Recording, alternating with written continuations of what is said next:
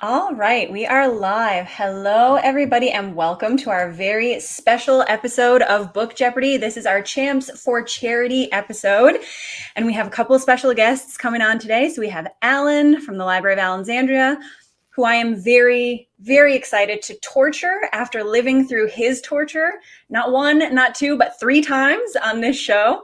And then we have Philip, and we also have Igor, who is coming in to compete. Jimmy has graciously agreed to be here with me to co-host this pre-show and get everybody pumped up because there is no one better on BookTube to serve that purpose. Well, I mean, I'm glad to be here, and I'm very antsy. I'm a little bit excited. Has that Super Bowl buzz feeling when you have three competitors that are this talented and this smart, and you put them all into one competition. There's a lot of different narratives going on here. How will Alan respond, being in the limelight this time for himself? Philip, very gracious, wonderful person, but little unknown fact about Philip, used to be a absolute Chad, and he used to actually he used to be in sports, right? So I wonder if this will bring out Philip's old jock personality that he had in school whenever he was in sports. It's unclear. I'm not sure. And Igor, I've heard, is a quiz master. Is this true? I have heard that, and I have heard that there's even a special uniform that he has worn on Jeopardy in the past. And it looks, I'm not gonna lie, they look like Dementor robes. So I'm starting to think that he's going to suck the soul out of his competitors, and that is how he secures victory when he is on Jeopardy. I'm very curious to see how this all ends up playing out. And I think the gloves are going to come off. I think that this could end up getting a little rough around the edges, and we'll see if there's any new feuds that are born out of this. We have Nemesis coming in to talk about some things from some of our champions that are going to be competing here today, and it's just a really big convergence of BookTube here, and it's all for a really good cause. And I think everyone here is very, very excited. Agreed. And I guess we should talk about that a little bit. So we, as a group, discussed, I know for anyone who is tuned into the celebrity version of actual Jeopardy, the celebrities always play for various causes. And the cause that our group has selected today is Doctors Without Borders, which is a highly rated international charity that provides medical care to underserviced areas, to war-torn areas, and is a charity that I know a couple of us who are competing like to contribute to on an ongoing basis. So that was the selection that we have made.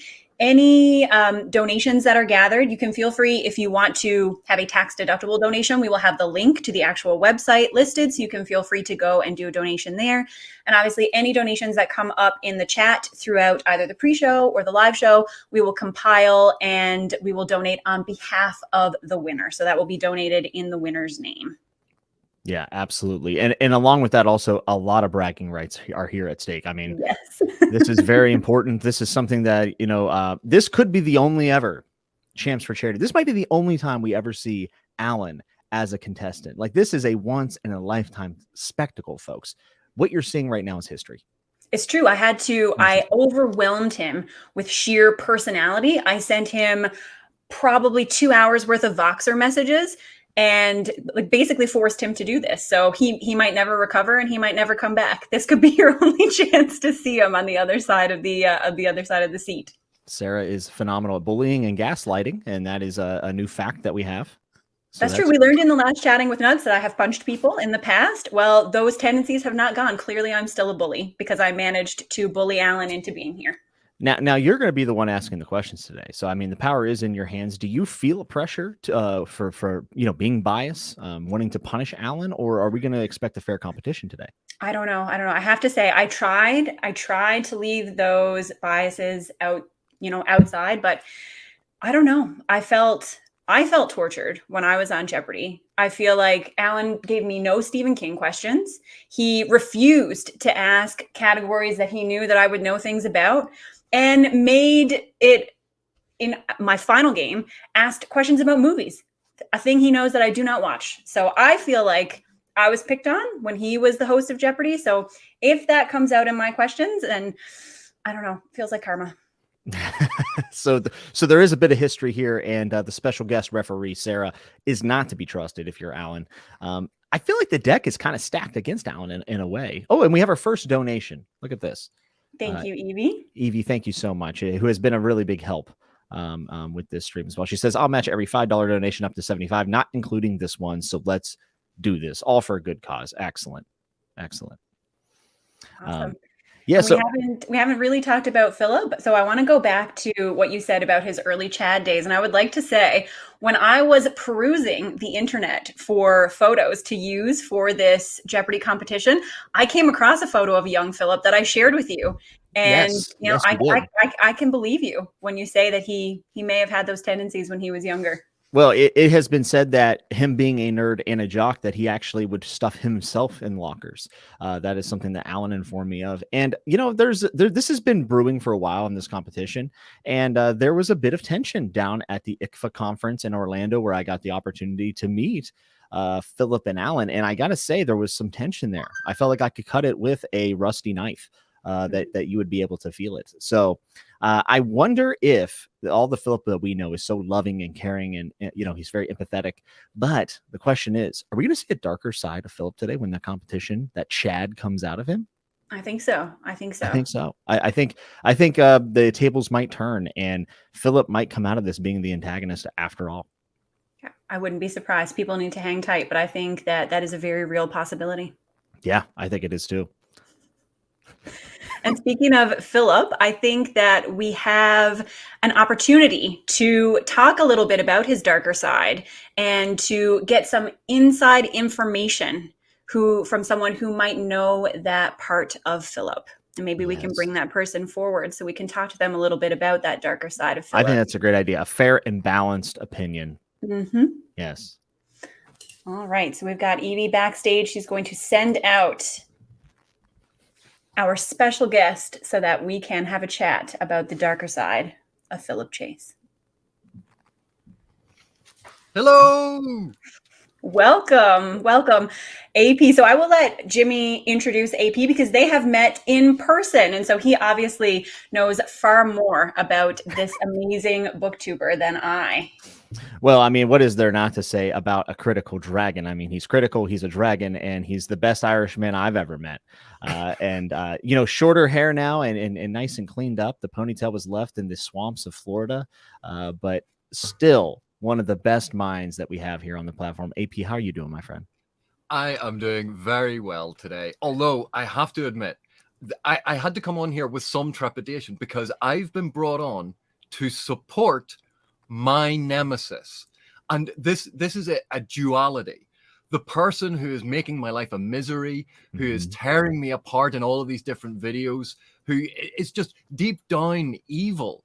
But at the same time, I'm meant to be here to support him. So Team Tweed is being represented, but with the coda that Philip is an evil and nefarious and dastardly person who has this online persona that you've all bought into. But Jimmy and Alan saw a glimpse of it in ICFA. In Florida, they saw that darkness creeping out. Yes. And I hate to throw on titles and insults, but Philip does seem like an angry vegetarian. He did take a piece of my bacon and throw it on the ground and said, "How dare you?" And I was like, "Whoa, easy, dude." And he said, "Crispy, it doesn't matter." And we were all shocked. We were. And you just see AP at the end of the table just nodding his head slowly, knowing that we're seeing what he's been seeing all these years with his nemesis. But the key aspect to understanding all of this, if you think Philip and I have acquired online names, Dr. Fantasy for Philip and Professor Fireballs for me, who chose the term Dr. Fantasy? That was Philip. He chose a pseudonym to hide behind, whereas he labeled me Professor Fireballs. He's the one creating all of these fictional personas. That's how evil and dastardly he actually is. And that kind of nefariousness is going to play well in Jeopardy. That intellect, that cunning, knowing when to stymie his opponents and when to take the question or wait for someone else to make a mistake. Oh, so you think he's going to be playing a competitive game, psychological games, playing the board to try to set other players up for failure? Is that what you envision, Philip? That's the kind of game he's going to play? Yeah, but not only that, we have to always remember that Philip is so intelligent and nefarious that he is thinking 5, 10 steps down the line. So even if he loses today, this is all part of a grander scheme to lull you all into a false sense of security, to feel sorry for him, and so he can perpetuate his master plan at a later date. So win or lose today, we are all losers to Philip's nefarious plans. That is dastardly. I mean, That is the ultimate. that is some 4D chess, and honestly, I want to thank you for this is an exhausting rivalry that you two have had, and trying to think about these depths that this person, the despicable depths that this person will go to get a leg up. I mean, it's honestly shocking, and we're really hearing some big truths going into this competition, and I do believe that we will see the real Philip Chase today. Yeah, I'm starting to think that too. By the end of this stream, every thought, every trait I associated with Philip is going to take a darker turn. It's going to be a whole new person by the end of this afternoon. And also, I just want to mention, I can't believe how short Philip was. Philip is 4'11". Wow. Yeah. He is a tiny, tiny man, and that matches the stature of his morality. Like his morality is as stunted as he is tall, and he has photoshopped so many things in those photographs of us standing together. You don't know that he's actually standing on a box to try and make himself look taller. That's why he stands up in all of his videos. It makes sense now. I was right. He said that he stands for like 20 hours a day. There's no sane person would do that. So now I understand. This makes so much sense. I'm so glad we brought you on. Well, in another, tidbit that I have, some insider scoop information. Let me check my notes here. So when we were attending talks and things at ICFA, I was taking notes on Philip, and Philip cannot sit down for too long at a time. His hips are a little messed up from a lot of running, a lot of long distance running that he used to do back in the day, because he would rip people off and then have to run as fast as possible away from them. And he robbed many businesses this way. But I wonder, will the fatigue start to set in when we get into the deeper rounds, when we get into the deeper waters? Will Philip be able to sit still and focus on the task at hand? Well, Jimmy, to go to that point, remember that Philip trained extensively for marathon running, as well as his continual tennis playing for that stamina to keep going when he has smashed drives at his opponent time and time again to beat them into submission. That he outlasts them, as well as goes for those powerful serves. So I think he's an all-round nefarious evil man, and he combines his intellect with that physical stamina. Yeah, I think. Oh, sorry, Jimmy, go ahead. I was just going to say, and there have been rumors that the league that he was in was pre-K. I mean, we were talking about children that Philip was going up against, and serving the ball and smacking them in the head and sitting them down, and then handing him, hey, we'll see it at the college I teach. It's just crazy. I think, like you said, he's planning 20 years in advance to really get a leg up, and it's wild. And I have a question that maybe Professor Fireballs would be the best person to answer this. But as we know, Philip is the oldest booktuber, just turning 75 last week. But he looks no older than 27. So what kind of dark magic does he engage in to maintain that youthful look? And is that going to help him in the competition? Well, and this is one of the things that people often forget, is it's not just one dark magic, because yes, he drinks the tears of his students. And every academic, like this as well, that students' tears, very powerful in terms of rejuvenating the skin, making you feel and look a lot better. That is one aspect. But then you also have to remember, he doesn't put all of his money down on just one bet. He's gone with other routes. And part of that is torturing people online, where he presents this beautiful, very charismatic and calm and kind exterior, and then is secretly sucking the life out of them. I've been talking to Philip now for over a year, and I have aged 10 years in that time. And I am sure it is solely down to Philip's succubus-like tendencies to just draw all of the vitality from my body. And not only that, you have to remember that Philip, again, with all of these sorts of sports things, is sneaking out onto the field, and when people are playing, is applying that to other athletes to steal their essence and vitality. So, all right, it's not just one thing that is keeping him young. It's a combination of these dark magics that, as Dr. Fantasy, he employs without any care for morality or ethics. Yeah, and I have to say, you know, this is a dog eat dog kind of game. I mean, Jeopardy's very serious, so I do feel as if this is a leg up for Philip. AP, the burning question is, what are Philip's chances today? Do you take him as your winner?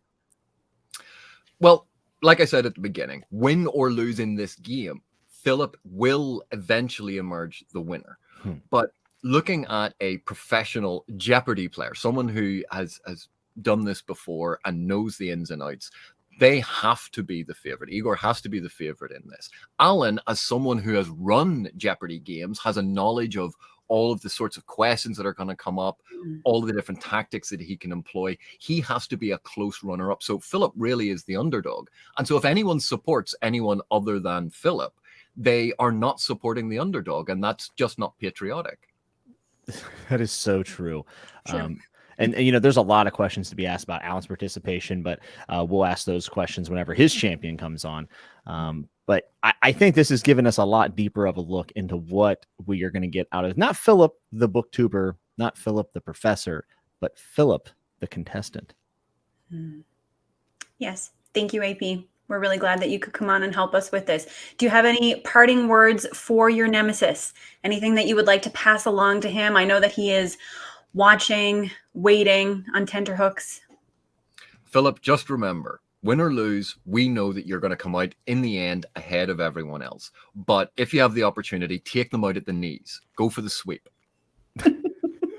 All right, excellent. Well, thank you, AP. We loved having you on, and I guess we will let Evie come in to talk a little bit about Igor with us. Thank you, AP. Appreciate you. Evie. How do I follow that up? I don't. I have no words. Well, you know, there's a lot of deep animosity between Philip and A Critical Dragon. So, you know, we don't expect everything to be as spicy as that was. It's true. True, that's true. We can talk a little bit. So Evie is here helping us with the stream. She is going to be one of our moderators throughout the stream. And I think that if this is not going to be a Comedy Central roast, as it was with AP, we can at least thank Evie for all of the help that she has put in. She was my co-writer for many of the questions. And I would just like to say that if they are clever, they come from Evie. If they were meant to be funny and don't quite land, then they were written by me. I was going to say the opposite of, like, if they suck, they came from me. So. Well, what would you say, Evie? Do you feel, because Jimmy asked me this question in the beginning, I didn't think that I could be unbiased in my answer. Do you feel that we picked unnecessarily on Alan when we were creating these questions? It's karma. So yes. You too have been burned by Alan. I would like to say both of us were brought on to Book Jeopardy and then given questions where we had no choice but to fail answering about our favorite books. So do you think that there might be something similar in store for Alan? There is a definite hope. Frankenstein still haunts me to this day. So yeah. We tried our best. Let's put it that way. So very true. So Evie, I also know that you have a little bit of insider information about our contestant, our kind of secret contestant. So our secret contestant is Igor, and we brought him in. This was Igor's idea. Initially, he wanted to help raise money considering the ongoing crisis that we have in the world right now. So it was his idea to come together and create this BookTube Jeopardy. We are very grateful for that. And he is coming in with the experience of being a Jeopardy player, not only a player, but a Jeopardy champion in Europe. And you've seen video footage of this. So based on what you have seen of Igor, what kind of competitor do you think he's going to be today? Admittedly, I'm going off of interpretation since I only speak English, but I'm pretty sure it was a bloodbath. He totally dominated his competitors, and I expect nothing less from today's episode. So he is the true dark horse. He will be the winner. So That's true. And Philip and Alan had the disadvantage of being from North America, which we are all from North America as well. And I think we can all safely say that in terms of education and being cultured, we fly below the radar when we pit ourselves against the Europeans. We are uncultured swine. So, I really like the approach that Igor has here. He is silent, but very effective, and he's going to be able to come in here and I think surprise a lot of people. And I agree. I think he's the dark horse in this competition, and the mountain that Alan and Philip will need to climb if they want to find themselves within the winner circle. That's true. That's true.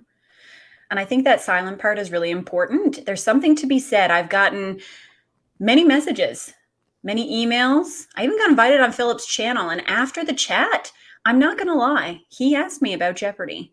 But Igor, he's been silent. He's been silent this whole time. So there's something to be said for that. That speaks of a confidence that I might not feel from our other competitors. Yeah, and he's used to the environment. He understands the pressure. Alan has been here to ask the questions and to torture us all, but he's never had it flipped on him quite like this. So I think Igor actually has the most applicable experience when it comes to competing in this game, and I think it's going to give him a huge advantage when it comes to nerves. Also, with Philip being 85, it's a question of whether he even knows how to buzz in.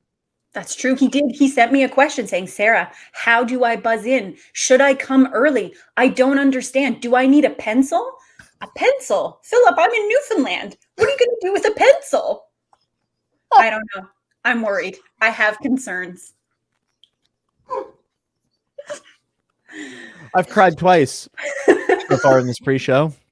And I have a feeling it won't be the last. Also, everyone, thank you so much for the donations. This is all going towards a good cause and whatnot. And it's just, it's honestly really amazing to see the generosity of everyone willing to help out some good causes, right? So very cool. Thank you, everyone. Appreciate it. But yeah, Igor, I think, is coming into this cool as a cucumber. And I think that is going to play a big role when we get deeper and deeper into the competitions. And some of those high level questions are left on the board. I could see Igor maybe even starting out a little bit slow, letting them feel comfortable, and then coming back with the haymakers of the 1,000 point, whatever. I don't know the point system in Jeopardy. I'm just flying by the seat of my pants here, folks. But I think Igor is definitely the favorite. I saw the lines early. I think he's a -400 favorite right now on DraftKings. This is sponsored by DraftKings. Not really, but no. And I think this is going to answer the age-old question of, do booktubers actually read books? Because Igor, not being a booktuber, has had the opportunity to read, but I have heard firsthand from Alan that he doesn't read books. He doesn't read popular books. He doesn't read any books. I don't think he's read a book in 8 months. Yeah, I mean, we are not sure. Evie, do you have a hand on or a finger on the pulse of how much Igor's been reading lately? He's very widely read. He reads more than just fantasy, which is going to be much to his benefit, I think. And when you're not making videos, you have so much more time to read. And I'll just put it that way. So. That is true. That is true. I think the velocity is in the favor of the person making less or no videos. I really do. Yeah. And I think that we know that Philip is a very busy man between bullying kindergartners and drinking the tears of his students and planning world domination and taking his arthritis medication, which I know, having prescribed it, you have to take at least 14 times a day. So that's a big chunk of your time right there. So I don't know when he has time to read. I don't think he does. And this is probably the biggest, loudest mega show in the history of live shows on BookTube. And one has to wonder, when is Philip's bedtime? Yeah. Sorry, Philip. Sorry. That's true. Well, it's true. As one gets older, one truly gets younger, and as Philip is 102 at this point, yes. Listen, sometimes he needs his nappy changed. So, and that is just part of the game. That's what happens when you're live, right? That's true. You can't escape it. I also have a question. Does Philip have to sit down for this game? Will he make it through? He may have to stand up for this whole thing. Will that help him or hinder him? That's a good question.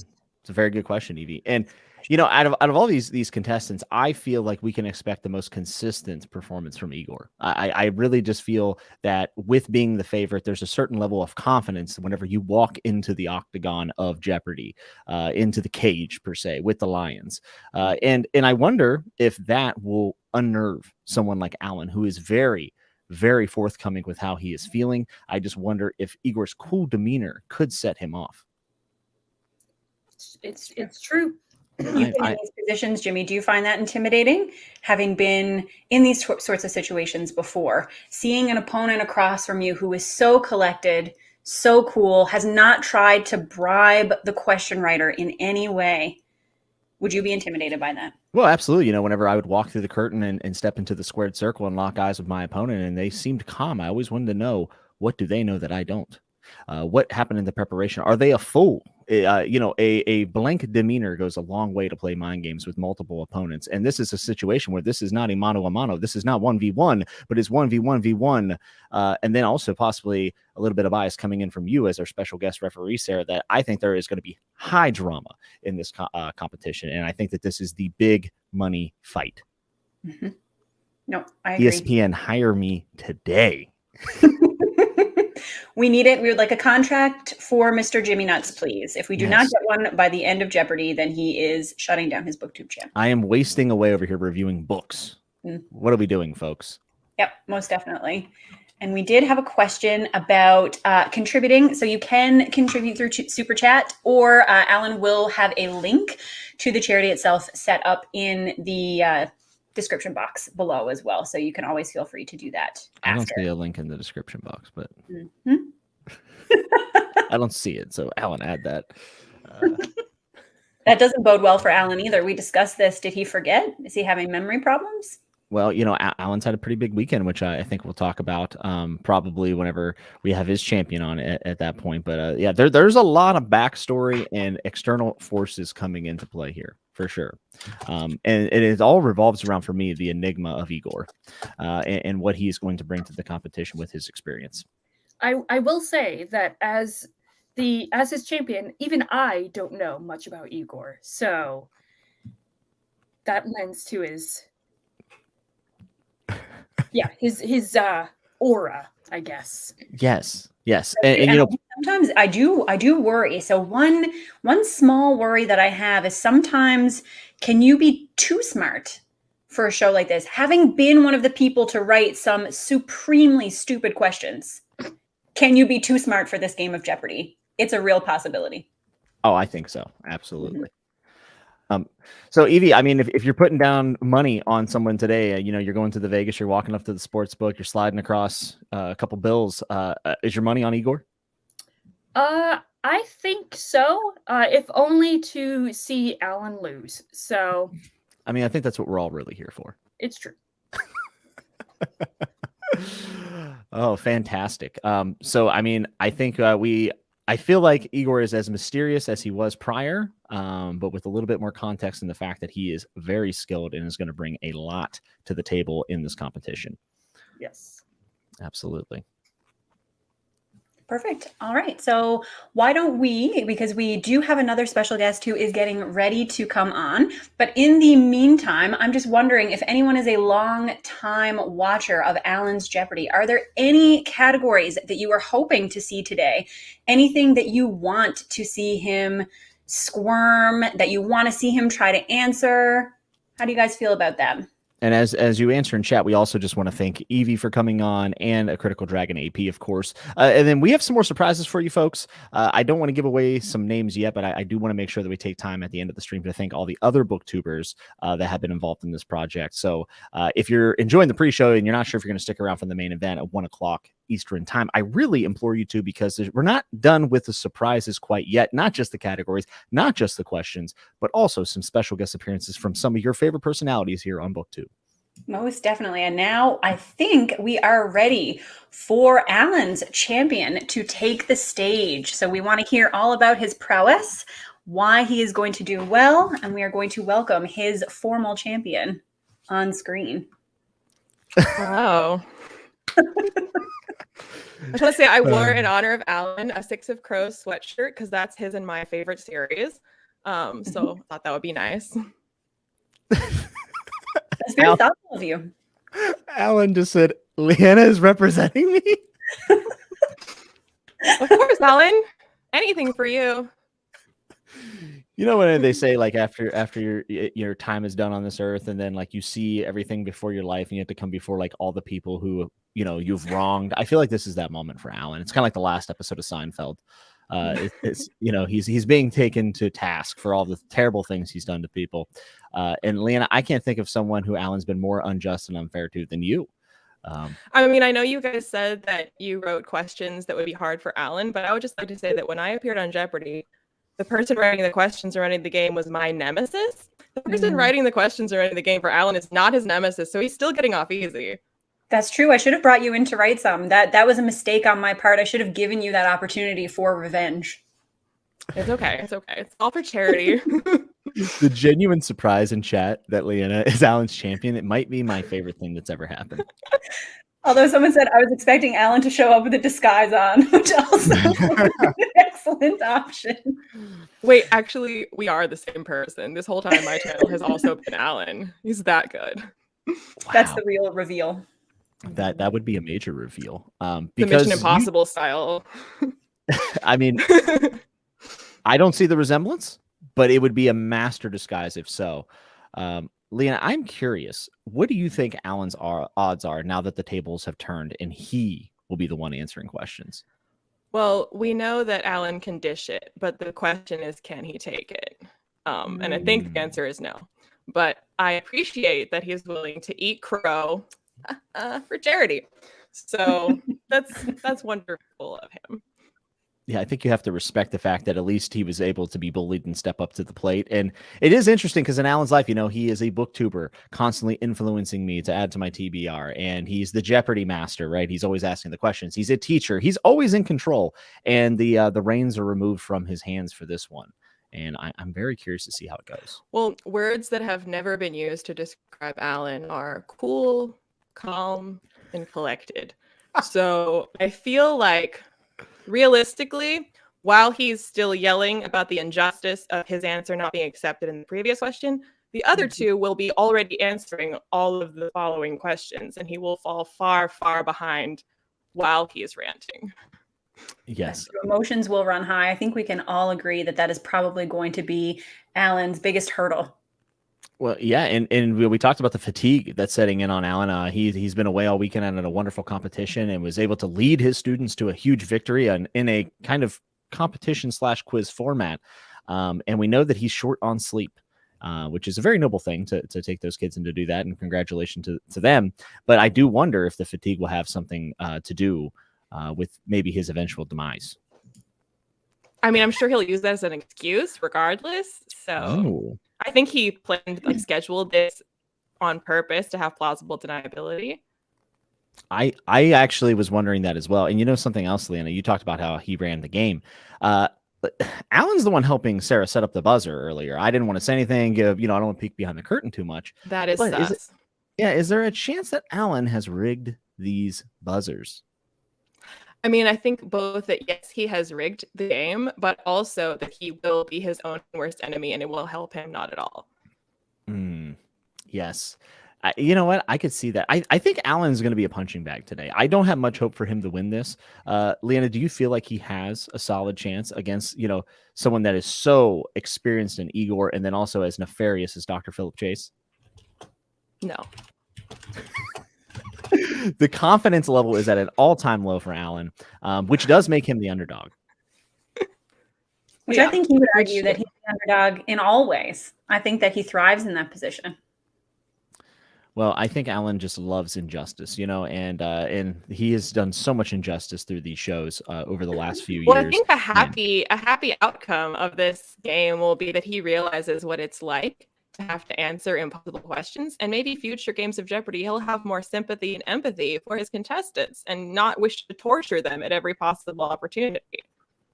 This is a very big, yeah, that's a good point. This is like a turning point for Alan where he gets to make a decision to continue being him or to be better. And I would put my money on Alan continuing to be him. Unfortunately, I don't see Actually, Alan being. alternatively, in the darkest timeline, instead of gaining empathy for contestants, he will now want to seek vengeance, and he will make Jeopardy even crueler and even more awful for his contestants. We might be entering the dark ages, like when Rome fell. You know, this could be when Alan, when Jeopardy falls, and Alan says, "I'm going to somewhere dark." We are witnessing a historic turning point in book Jeopardy right now. It's happening. I mean, his Jeopardy has always been a bit of a dictatorship, but I think it can always get worse. It could get worse. True villain origin story. He has been to this point morally gray, but we will see him fall. Arguably a benevolent dictator, but we're going to remove the word benevolent after this, I think. And I actually would agree with that. And I also feel like in 25 minutes, we are going to see a spectacle and a competition that's never ever been seen before on the likes of Live Booktube. And Alan has an opportunity to shut up all the naysayers, shut up us, really, because I am naysaying him completely. And I think you all would agree with me. So, Alan, this is your opportunity to be the ultimate. You are Rocky Balboa, okay? So I wonder if that pressure is also going to get to Alan. Could. I mean, every possible kind of pressure will get to Alan. I feel like there will be steam coming out of his ears for the entirety of this game. Will he be able to take all the antagonizing that we've done in this pre-show? No. He might not answer any questions. He might just rant. I was going to say no question. He will answer one question during the game, and then after that being not the acceptable correct answer, then he will rant for the rest of the game about the pre-show slander, about misinformation, about his perfectly legitimate answer not being accepted. And that's it. That's the only question he will answer. Will Alan demand a recount? Or will he demand a fact checker? Do we have any fact checking experts in the comments? He enjoys giving himself the title arbiter of truth, and I don't think he'll be able to accept that he is not the arbiter of truth in a game that he did not design. So yeah, I could see him struggling with the power dynamics here. And like I said, you could cut the tension with a knife in Florida. Alan was sitting next to Philip. We brought up Jeopardy. Alan actually got up, walked around the table, and moved away from him. So there was some bad blood there. And I've had some insider information from a Critical Dragon saying that there's possible poisoning going on, that Philip may have been poisoning Alan's coffee in Florida. That remains to be seen. We'll have to see the effects of that in the competition. But this runs deep, folks. This is big time. I'd also like to just point out that Alan has had a flawed strategy throughout his career as a booktuber of intentionally priding himself on reading unpopular books, because in a game like Jeopardy, I think the books that are going to be discussed and questions are going to be created for will be slightly better known books, something that Alan knows nothing about. That is so true. And Alan you're right, he's been famous for reading bad books.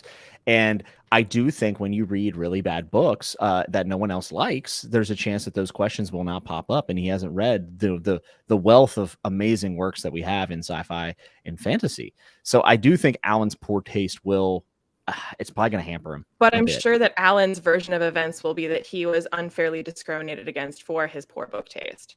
Not that he probably should have read something a little more popular if he wanted to be in a game like this. Yeah, I would agree with that. And I think he is anchoring himself for a victory only if there's a Daniel Abraham category. I think that's the only way he wins. But he'll be too busy yelling about the thing he got to notice that there's a Daniel Abraham category. So you think it's a lack of focus. You think that he's going to be so irate that we picked you as his champion. Okay. I mean, he gets irate about things that he is happy about. So I don't think there's any chance that he won't be irate when he gets something wrong. Someone has suggested we ask Alan to answer all questions in Pig Latin. I think that's only fair. I do. I think that's fair. Yeah. We have said he has an advantage from having hosted so many games of Jeopardy. So I think that setting those parameters for him is probably a good thing.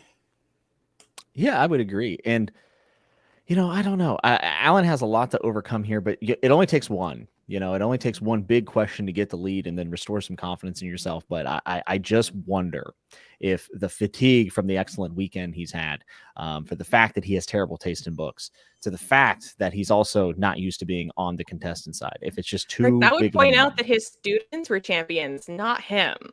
And so, does he even know any Latin? Like, I would like him to answer questions in actual Latin, not pig Latin, because so far we know his students are good at Latin. He claims to be good at Latin, but I have seen no evidence of this. Yeah, and you know what? I've never heard him speak Latin. Now that I think about it. Me neither. You know, he doesn't write me messages in Latin ever, which would be very kind and romantic. This is also a good point. Like maybe the facade goes a lot deeper than this. What do you think? If you were a booktuber, a fantasy booktuber who spoke Latin, would you not use that ability as much as possible? At least I think his Nana's students onto make- something. I think that this is fake. Alan is a fraud. Confirmed. You heard it here. And again, I wasn't involved in creating questions, but I really hope that you created a category called Alan's Bad Take, because I think that's only fair. Well, that could be the whole game. It could fill every category. I mean, ideally. Anytime an answer to one of the questions is a book that is in fact fun to read, you can just interpret that as Alan's bad takes. We do have some pretty interesting categories. If there was one category you think Alan would 100% flunk, Leanna, which one would it be? I mean, I've already argued for him flunking most categories, so. I mean, probably something to do with YA or to do with First Law. First Law, probably because he'd be, again, ranting so much about how no one cares about First Law. I'm going to rate it 1 star just because Leah likes it. And he will have missed the part where they asked the question. So maybe that.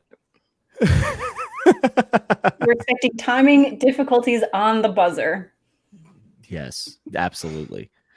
So Leanna, if you were putting money down, you're going into your local sports book, you know, and you're laying down a couple Washingtons. I assume you're not going to put your money down on Alan. Well, since this is for charity, then I would put all of my money on Alan so that all of my money would be lost and going to charity. In this case, the house is the good guy, and we want to give them as much money as possible. So I admire that. I admire that. Excellent. Well, thank you, Leanna. We are very happy that you could come here and pump Alan up. I don't know how anybody couldn't have a good showing after those glowing words that you had to say about him. You can only go up from here, really. Fantastic. All right. Excellent. Thank you. Thank you, Leanna. Well, I'm glad that the pre-show has, we've kept it professional and we have really kept away from being a roast session on pretty much everyone that we know and love. Very true. Very true. I think we have to give our contestants maybe just a little bit of buffer before the show to kind of maybe get their feelings about how they felt about the pre-show and their champions that represented them. I think that's something, as long as everyone's here a little bit early, I think it would probably be something that I think most people want to hear some responses to the accusations and the endorsements that they received from their champions. Very true. We would love for everybody, while we take some time backstage to chat with the contestants, we would love to hear all of your predictions, who you're voting for, who you think is going to put up the best showing. Yes. I am very, very curious on how the pre-show will affect their performances. Same. All right. Yes. We will request to Evie to bring us backstage, and we will be back in 15 minutes to begin the game. I'll tell you what, we actually can't converse backstage, I don't think. Oh, we can't. Oh, right. So we can't. You can't hear anything. You already told us So that. if you want to, you could bring everyone in that's Out, here and we'll test the buzzers. and test the buzzers and get it set up, and people can see the troubleshooting in live time. And I actually think it's important to be very transparent with the buzzer, because Alan does have an advantage of knowing how it works. And I do think that he might have some sort of rootkit or malware on everyone's computers to get an advantage. However, Alan is not ready yet. And we also probably need to get the link to Igor, which I think we did. But Yes, I think we did. We have linked that. And I'm going to put the passcode and link for the buzzer in our private chat. beautiful. And folks, we really want to appreciate everyone, coming out and supporting a good thing. And we still have our main event. It is in 15 minutes, the biggest spectacle that has ever been seen online, Booktube TV /broadcast/network. Champion Jeopardy, Champs for Charity. I always mess it up. Champs for Charity. Yeah, and I want to see some hashtags. I would like to see some hashtags about who you're going. Are you Team Alan, Team Igor, or Team Philip? Put the hashtag your team in the chat now, and we will see what it's looking like is going to be the favorite going in, because I need to adjust these odds and send them over to DraftKings. Kidding. There's no gambling actually involved in this, just in case someone's watching. We have not quite made our. We have not quite reached the same heights as Alan's episodes of Jeopardy, which have been sponsored by a certain chicken chain. Is this true? Is that Zaxby's, right? Zaxby's. I'll tell you what. I think we can run through some of our sponsors, which would be Leanna, Evie, and A Critical Dragon. AP, make sure to go check out their channels.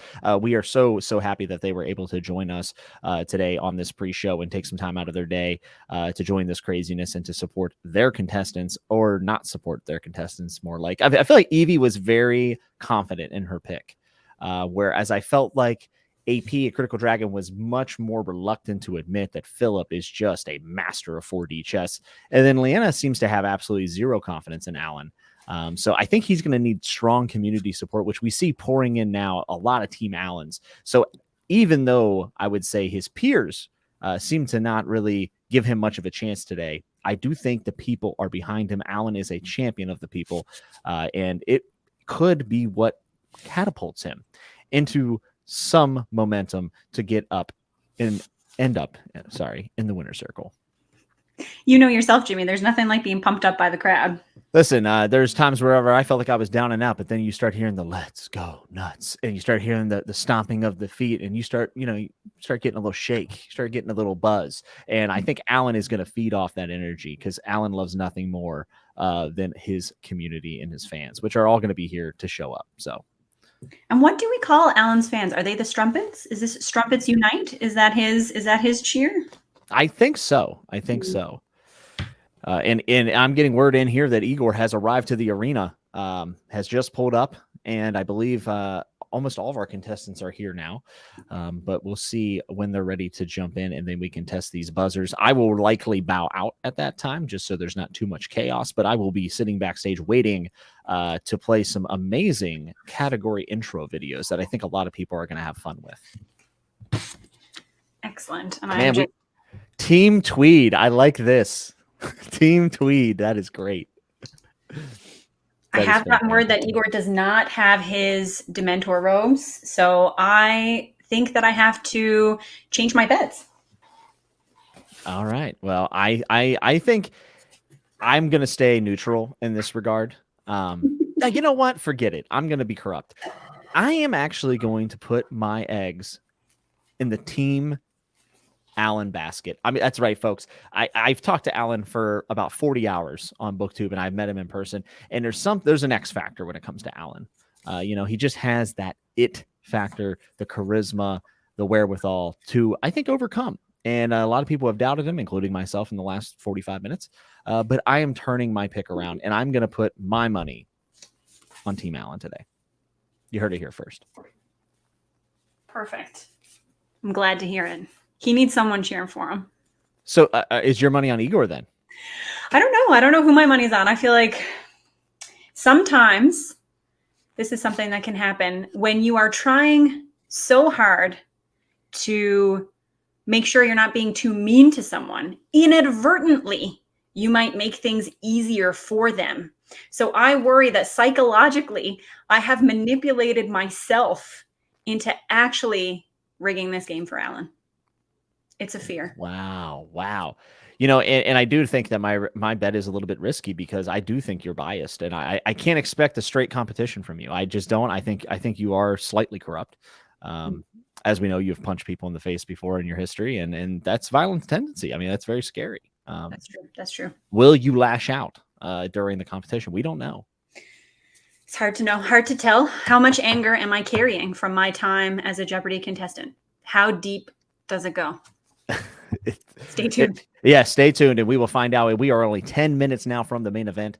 This is going to be an absolute blast, and I think it's going to be one of the most tense, fierce competitions that we've ever seen in Jeopardy, maybe of all time. Maybe the only time we will ever see Alan step himself into the squared circle to take on all combatants of the likes of Dr. Philip Chase and Igor, who is apparently a quiz master, a Jeopardy master. So very curious to see what happens there.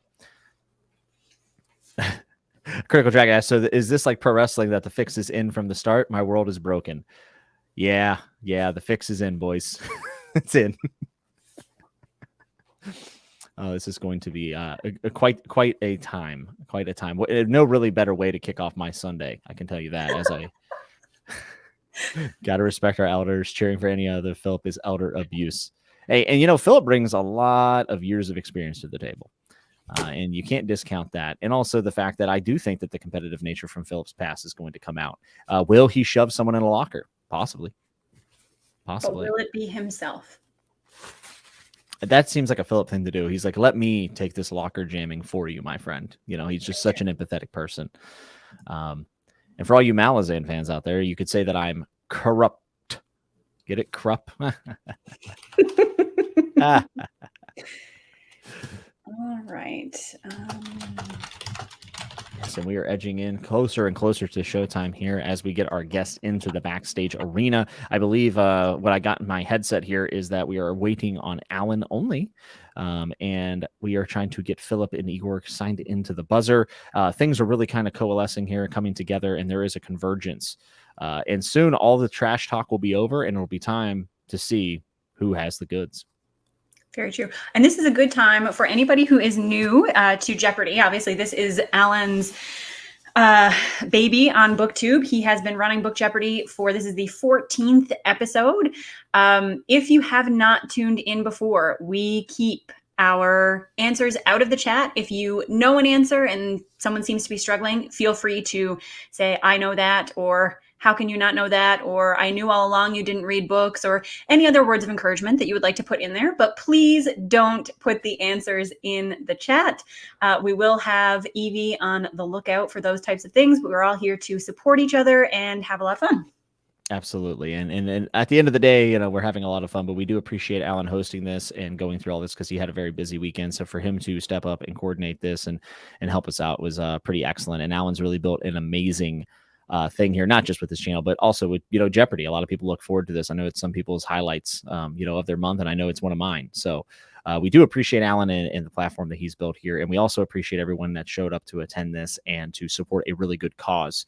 I think in a world where, obviously we're joking around and we're trash talking, but in a world where there could be a little bit more kindness, I think whenever 200 some people can show up and, put money behind it and say, hey, we want to help.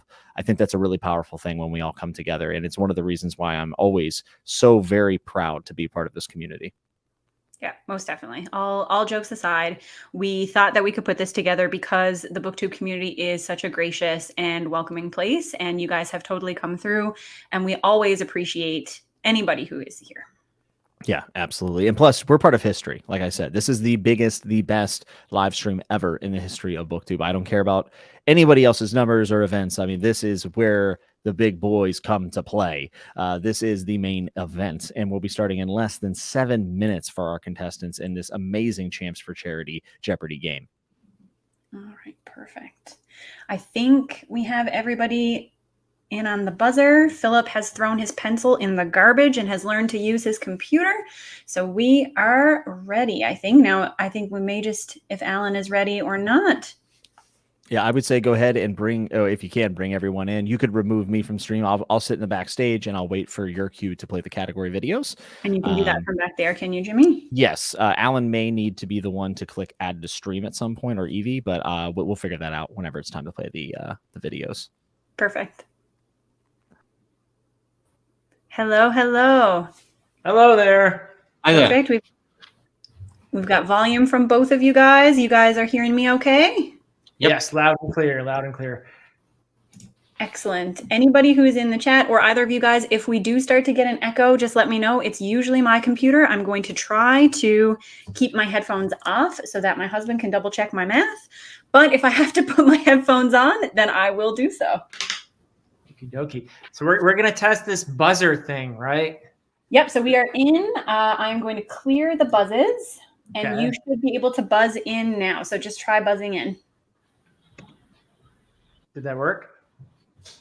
Nope. Oh. Yep. It worked for Igor, not for you, Philip. Ah. Okay. Now you have to make sure that if you have two screens open, that the screen with the buzzer is the one that you are like on. So make sure that you click on that screen. Oh, well. So just keep your mic on. Don't worry about muting it or anything. And just make sure you're in on that screen. I won't be able to see you during the stream then? Is that how? Can you make the other screen small? Can you like open them in two different windows and make the other one tiny? Oh, I don't know if I can do that. We just side by side. Wait, what do I do? I have two windows open here. Do you have them open in two tabs or two separate windows? We can get two tabs. So close the tab and open it up in another window. Oh, okay. And then just make your windows tiny and put them side by side on your screen. Okay, so I will close the buzz-in tab then, right? Yeah. Okay, I'll be back. Okay, now open a separate window.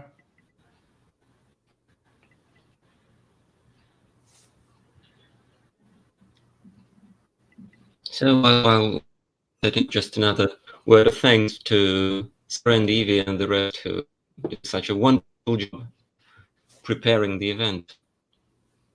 How do I open a separate window? Do I use another browser? Thank you, Igor. You can use your same browser. So just open like a separate window of your browser. So like if you use, what do you use? Google Chrome. So just open a new window in Google Chrome. I don't know. It's not doing that. I'll try a different browser. Chat wants to know if this is a skit, Philip, or if this is really happening. This is unfortunately the real me. Buzzin. Okay, .com was it? Buzzin.live. Buzzin.live. Oh, poop. Okay.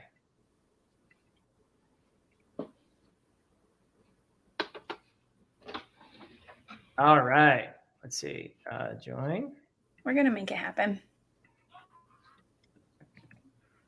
Igor, I'm getting a tiny bit of delay from you, but it shouldn't affect the buzzer. So you'll be able to talk and everything when it's your turn to buzz in anyway. And we'll kind of take it as it goes.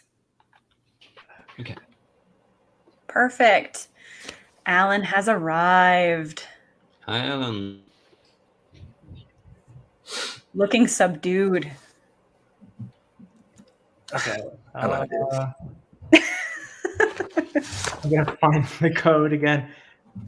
You know, this would be easier. I could just get my pencil again. That's true. You would have had to come here.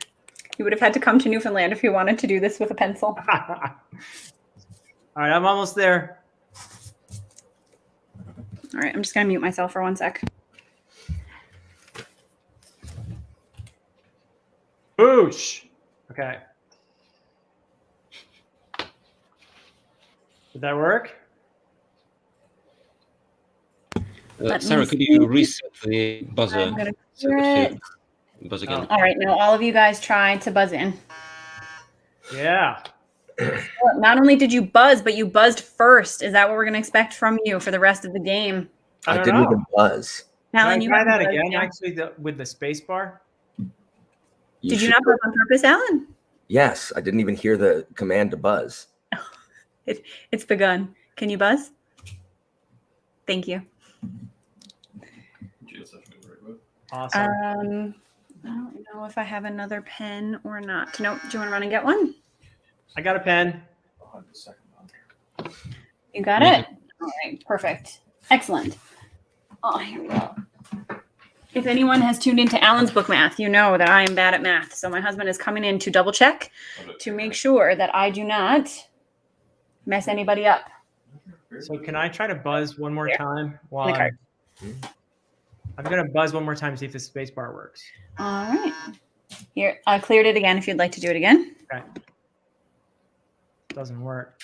Okay, so Philip, in order for that to work, you have to make sure that you click on the window that has the buzzer and don't click off of it. Like you can still see this one without that being the active window. Oh. So as long as the buzzer window is the active one, pressing spacebar will buzz in. So try it again. Okay. All right, let me clear it. All right. Hang on. I think I understand this concept now. Okay. So I make this small.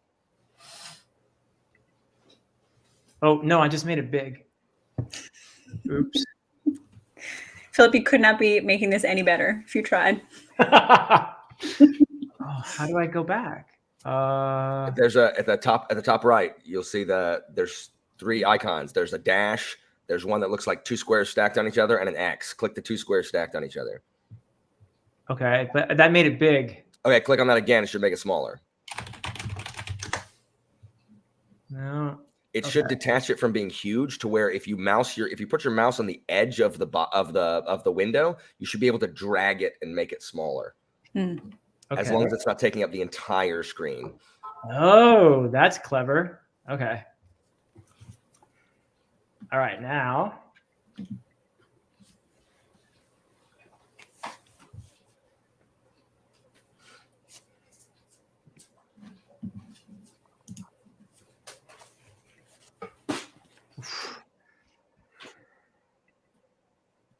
Alan, before this moment, I did not truly appreciate how many things I'm going to have to hold or look at or keep track of as other people are playing. So I feel that you have not been properly appreciated for juggling all of those things at a time. My students don't understand it either. They don't understand it. They just think we suddenly went to convention and things happened.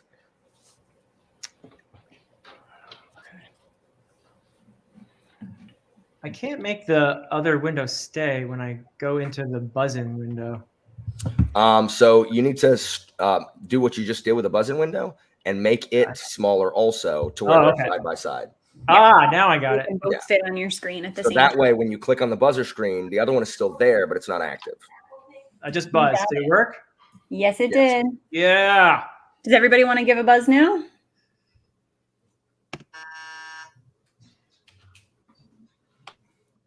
Igor, I didn't get your buzz. Igor's been frozen for Oh. Uh-oh. Uh-oh. All right, maybe we'll get Evie to take him out and put him back in, see if that helps. Oh, no. Let's start while he's frozen. I agree. I can't see this, Alan. Can you hear that? Can you see me now? Yes. Someone has my mug said. Perfect. Can you buzz in? There are some recurring glitches, it seems, on my side. So we'll see how it goes. You're buzzed. We'll try. We will try our best. All right. Everybody ready? No, I need to get coffee. You need to get your coffee? All right. More. Make it happen. Philip and Igor, do you guys have any questions about the game, about anything before we get started? So this is the game where when I answer a question, I always say, survey says. Absolutely. That's how Philip, I do it. that's not right. You know that's not right. And then the chat will tell you if you're right or wrong. So it depends on how much they like you. If they like you, then they'll vote for your answer to be correct and you will win. So be charming. Oh, that's easy. I got this. Very true. Very true.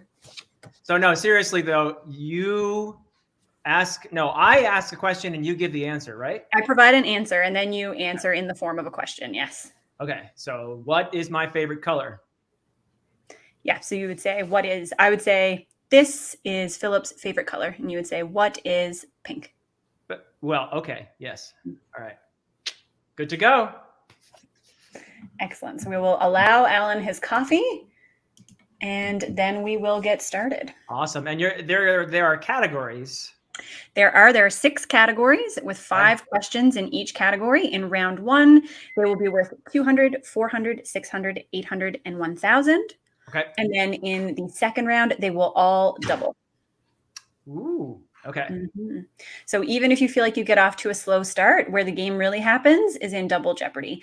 In round 1, there will be 1 question, 1 daily double. So that means that you will have the opportunity to bet any or all of your money that you will get it right. Okay. And in round 2, there will be 2 daily doubles. What if I don't have any money? You can bet wager up to 1,000. 1,000 in the first round, 2 in the second round. Yeah. Okay.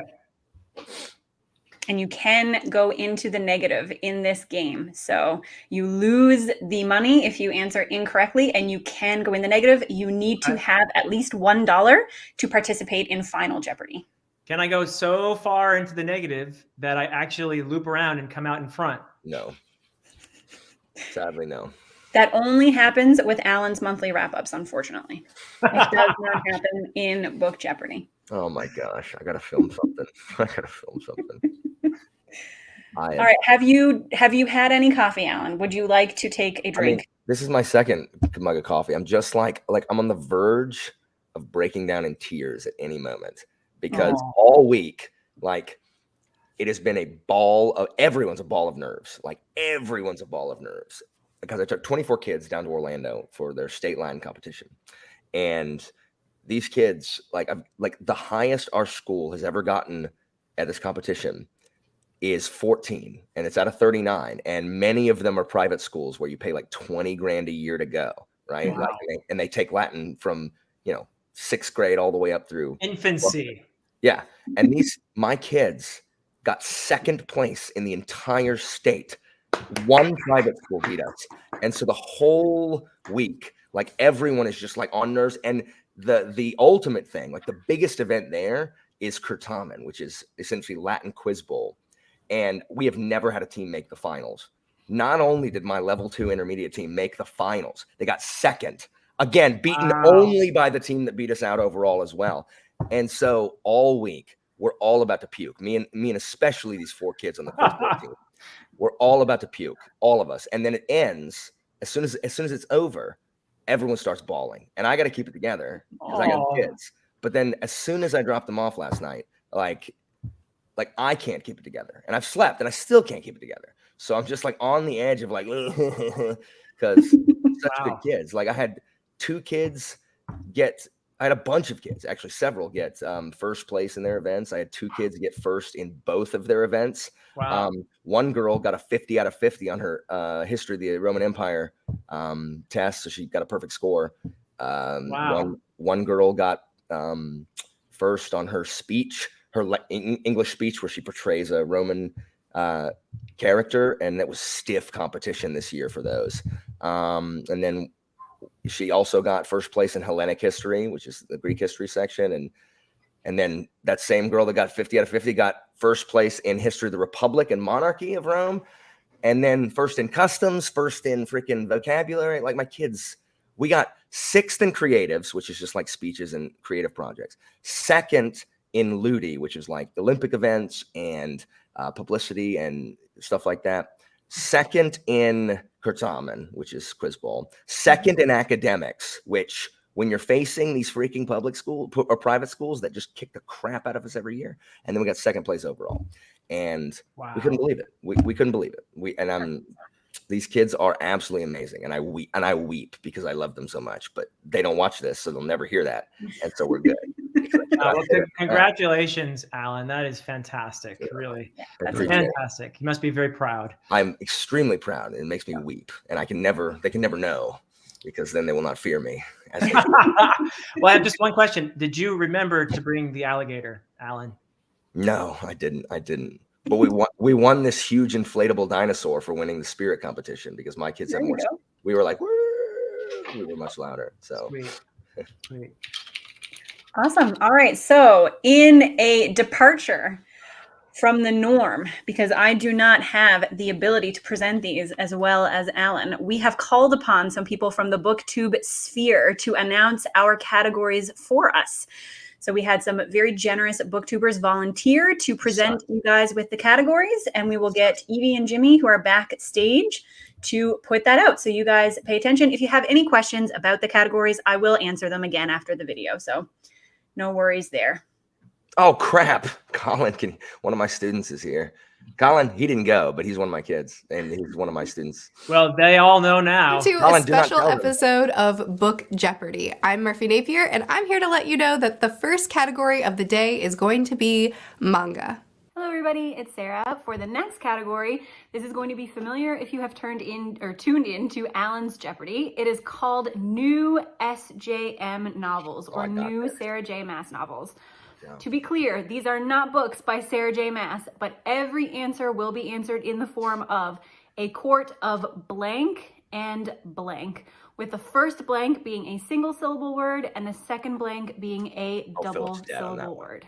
The light from your eyes could never reach my soul. My life is full of despair, an endless black hole. That's so deep. Oh, hey. Huh. Heard you're playing a little conformist game of Jeopardy. Oh my Not gosh. really my thing, but whatever. Your Your next category is Edgelords Anonymous.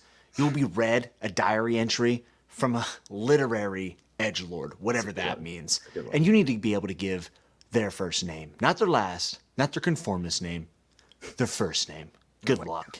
I don't know. Hello, I'm Brittany from the channel Books with Brittany, and the next category will be Triple Rhyme Time. Hi guys, it is me, Evie. This category is 1-star reviews. Ooh. These may or may not be real. 1-star reviews and of books these that I like. may I know. or may not be my own personal opinions about these particular books. You know what, Evie? So I will share a real or made up 1-star review. This isn't even recorded. She's doing it right now. And you will have to guess that title. So good luck, guys. Hey, what's up, bookworms? Mike here from Mike's Book Reviews, and I am lucky enough to announce the final category for round number 1, which is going to be Crossword Clues in. Once again, that is Crossword Clues in, as in NASA. So good luck to all of the players, and again, thank you everyone for your support. So is this like the biggest event on like YouTube right now or on BookTube? What is happening? So all these people are gonna watch me lose? I got time for this. I'm just gonna start crying. Alan, I'm here to make you look good. Don't worry. Oh, Philip, you're dead in the water on the SJM category. That's too complicated. Who's SJM? Exactly, Philip. We can't hear you, Sarah. I muted myself so that when I was laughing during the video of Jimmy's presentation, nobody would hear it. But what I said is it might be an advantage if you don't know who SJM is, because it won't mess you up when you're answering. All right, any questions about the categories before we get started? I mean, no. What is about the crossword? So crossword clues N. What that means is that every answer will start with a letter N, and at the beginning of the question, they will tell you how many letters it is. Yes. Okay. So I will start with a number, and then I will give you a clue, and the answer will be a word of that many letters that starts with N. Correct. So, for example, also I like Jimmy's hair better like that. Very true. I vote that he records all Chatting with Nuts with that outfit, that style, that hair from now on. I'm so tired of having anxiety with this. I'm done with this. All right. I got my children to draw a name from a hat, and Philip is going to be selecting our first question. My husband randomly selected which ones were going to be the daily doubles. So they are completely random, and we will get ready to go. So like I was inspired by Alan, we have our whiteboard. Nice. We have our categories. Okay. So Philip, what would you like to select? Okay, let us start auspiciously with 1-star reviews and 200. 1-star reviews, 200. All right. Alan, again, don't give you enough props for managing to finagle all of these props at the same time. I'm inexcusable. We'll get started. All right, 1-star reviews for 200. Oh, and we can't buzz in until after you're finished reading the question. We did not go over that rule. Oh. Correct. You cannot buzz in as soon as you know it. Even if you know it, do not buzz in until I have finished speaking. Yeah. Okay. Or else you're locked out. Good thing you told me that. Yeah. Yes. I knew Philip was going to go. To be clear, these are not the opinions of the question writer. Just go ahead. It's going to be what book I like. Just go. No plot, no character development, just an excuse to write one swashbuckling adventure scene after another. And I can't even talk about chapter 27. This book is more like hate coats. All right, Alan. What is The Trader's Blade? And it's chapter 22. Oh, there we go. That was easy. I'm going to throw her under the bus right now. I know who it Yes, was. you are correct. All right, Alan, what would you like to pick? Oh, good gracious. 1-star reviews for 400. For 400, we will keep it going. All right, 1-star reviews, 400. This novel is just people going to other people's houses. Drudgery masquerading as high literature. There was not a single scene of Darcy diving into a lake. Igor. What is Pride and Prejudice? Yes.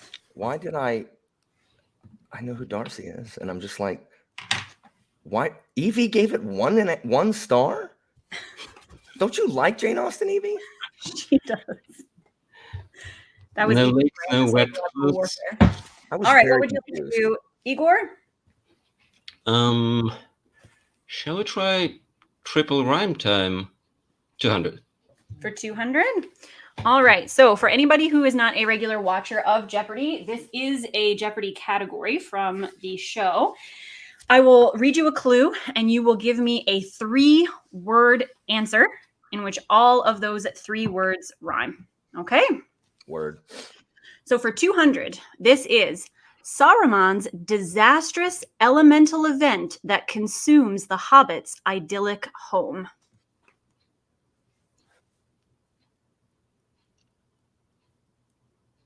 I think we're going to need one to get an answer on what it's like.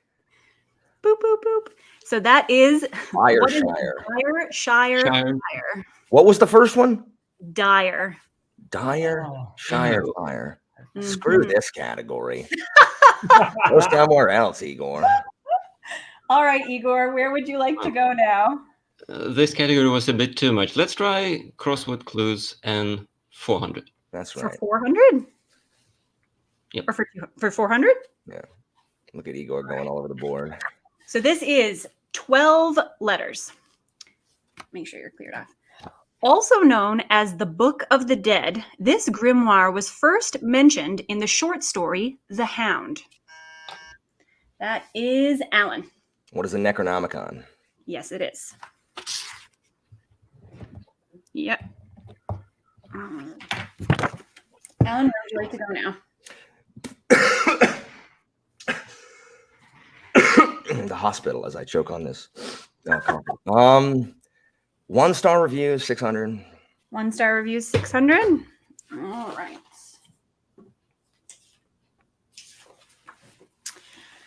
Don't ask me why this author is praised for his beautiful prose. Mediocre at best. Consider this my patient, cut flower plea for you to save yourself the misery. Igor. What is the name of the wind? Yes. Mother of Pearl. That's for 600. Mother of Pearl. Igor, stop. Stop it.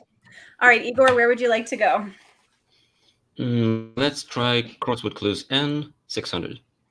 Crossword Clues in for 600. I should have made one of my kids stay home and just hold this board. Yes. It could have been a punishment. Stand there and hold this whiteboard for the next 2 hours. All right, Crossword Clues N. This is 7 letters. In Rebecca Roanhorse's Black Sun, this character resides in Tova and has made it her mission to reverse the priesthood's long decline from power. And that's the $600 question? That's the $600 question. Igor? Who's Naranpa? Yes, it is. Yeah. You know that question's impossible for anybody who hasn't read that book to answer, right? I do apologize. And you made it a $600 question. Consideration in the future. All right, Igor. That is not a well-known enough book. Where would you like to go next? Manga 200.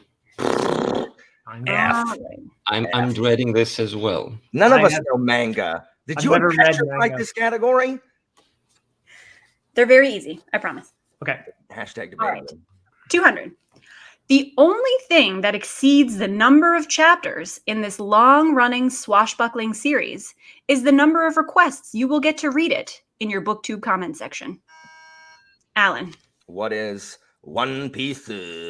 Yes, indeed. All right, where would you like to go, Alan? Fine. Manga 200.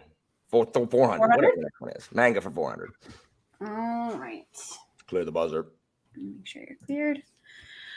All right. You need a strong spirit and, aptly enough, a strong stomach to get through this character's story, tragically cut short after the passing of Kentaro Miura in 2021. That is Philip. What is Berserk? Unfortunately not. I am Oh, sorry, no. Philip. It's only like the only other manga I've heard of. So The next person is Alan. Who is Guts? Yes. So right manga, Philip, but it was asking for the main character. Oh. Okay. Sorry, Philip. All right. Sorry, Philip is right. That's 400. Yeah. All right, Alan, where would you like to go? Manga for 6. For 6? And clear the buzzer. I will indeed. Here you go. All right. Though known to many North American fans as Serena, Sailor Moon's name in the manga is this, the Japanese word for rabbit. Alan. What is Usagi? Yes. All right. Manga for 8. For 8. Appearing in the first panel of Death Note, Ryuk is one of these, a supernatural spirit that invites humans toward death.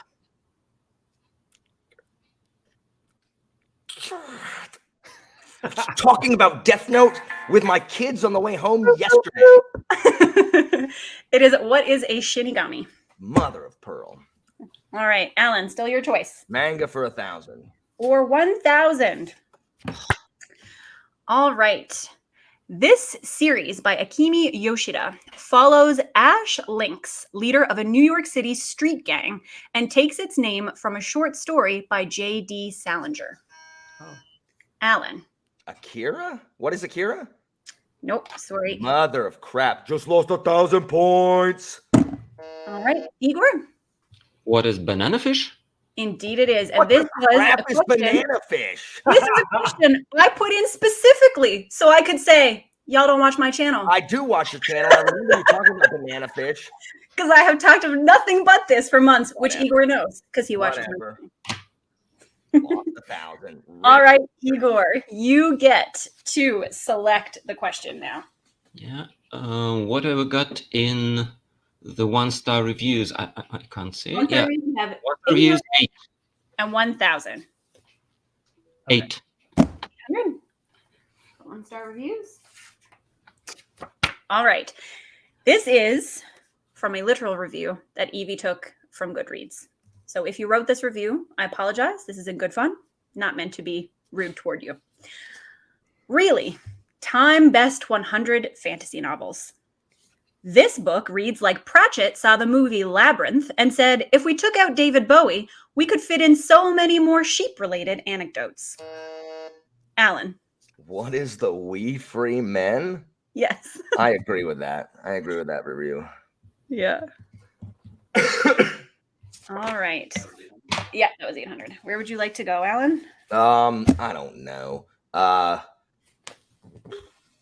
do we got? 1-star reviews for whatever's last, 1,000. Let's do it.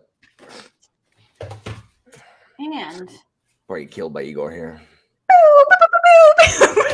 I wish I had a recording of you doing that. This is the Daily Double. Oh no. Alan, you have, according to my math, 1,600. Andrew? Andrew confirms you have $1,600. What would you like to bet? Please keep in mind, you have mercilessly made fun of everyone on your show who has not. How much does Igor have? Because Philip's got negative 600. Philip has -4. That was the Guts one, was 4. Igor has 2,600, so he is leading you by 1,000. Because I botched Akira. Screw it. Let's do the full one. I don't care. Let's do the full one. Full Daily Double. 1-star review. Alan is betting it all. Standing by his principles. We expect nothing less. High stakes. All right. It's low stakes. If it was high stakes, I wouldn't do it. Reading this was like washing down a birthday cake with 2 liters of Mountain Dew. I love a found family trope as much as the next person. But if I have to read one more charming anecdote about the Antichrist, I will report myself to extremely upper management. A single star given for the bellhop blob. What is What is Good Omens? Sorry, Alan. Ouch. What is it? It is The House in the Cerulean Sea. Oh, which I've never read. Okay, that's good. It's in the 1,000 position. Sure. It's Whatever. okay. I don't care. Early days. All right, Alan. Where would you like to go now? Home. I don't know how to do this. Bloody heck. SJM, Edgewords Anonymous. Let's do SJM for 200. I can read them. SJM for 200. All right. So for Igor and Philip, this is, like we said, not a novel by Sarah J. Maas. It is going to be answered in the form of a court of blank and blank. The first blank being a single syllable, the second blank being a double syllable word. Okay? All right. All right. This is the point in the show where I, like Alan, will say, this question is so dumb. It was not written for anybody to get the answer. But I will remind everyone that Evie is the person who helped me create these questions. It's important for this one. Branching out to adventure tales, Sarah J. Maas pens the world's cutest bromance between two famous canine companions who, incidentally, happen to be the pets of your humble question writers.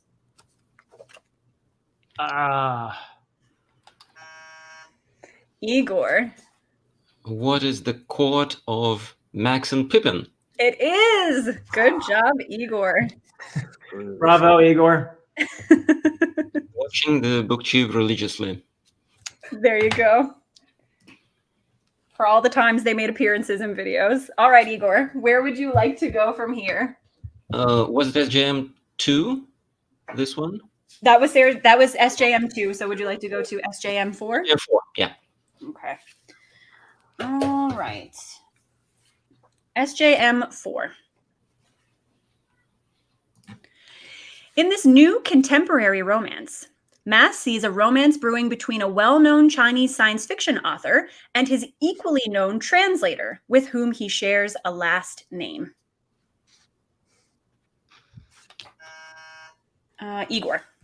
What is the court of Liu and Cixin? No, I'm sorry. So close. Alan was the next one to buzz in. The court of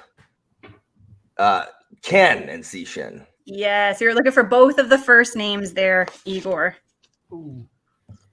All right, Alan. So you are back in command of the board. SJM for 400, 600, whatever. For 6? All right. Ooh, SJM for 6. Buzzer. Oh, buzzer. Thank you. All right.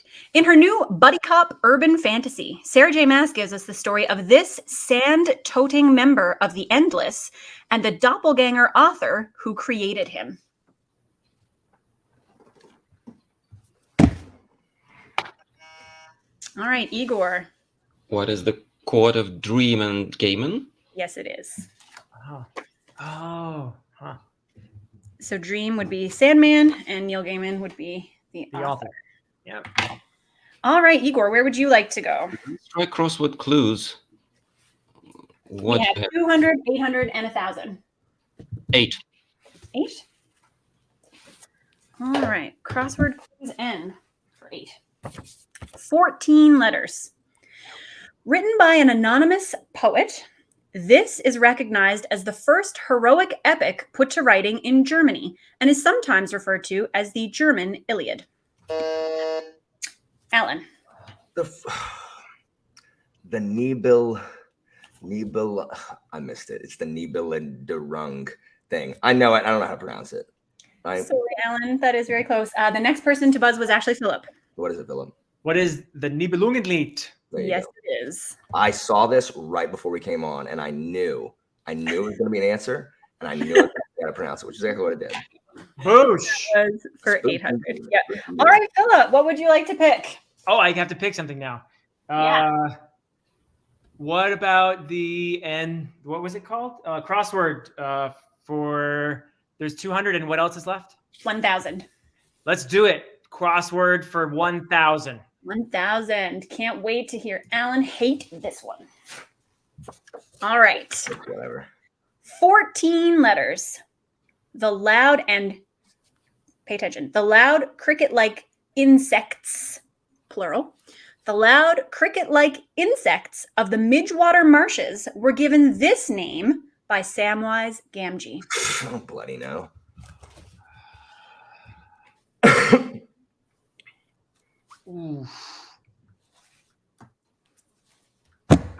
Hold on. How many letters is it?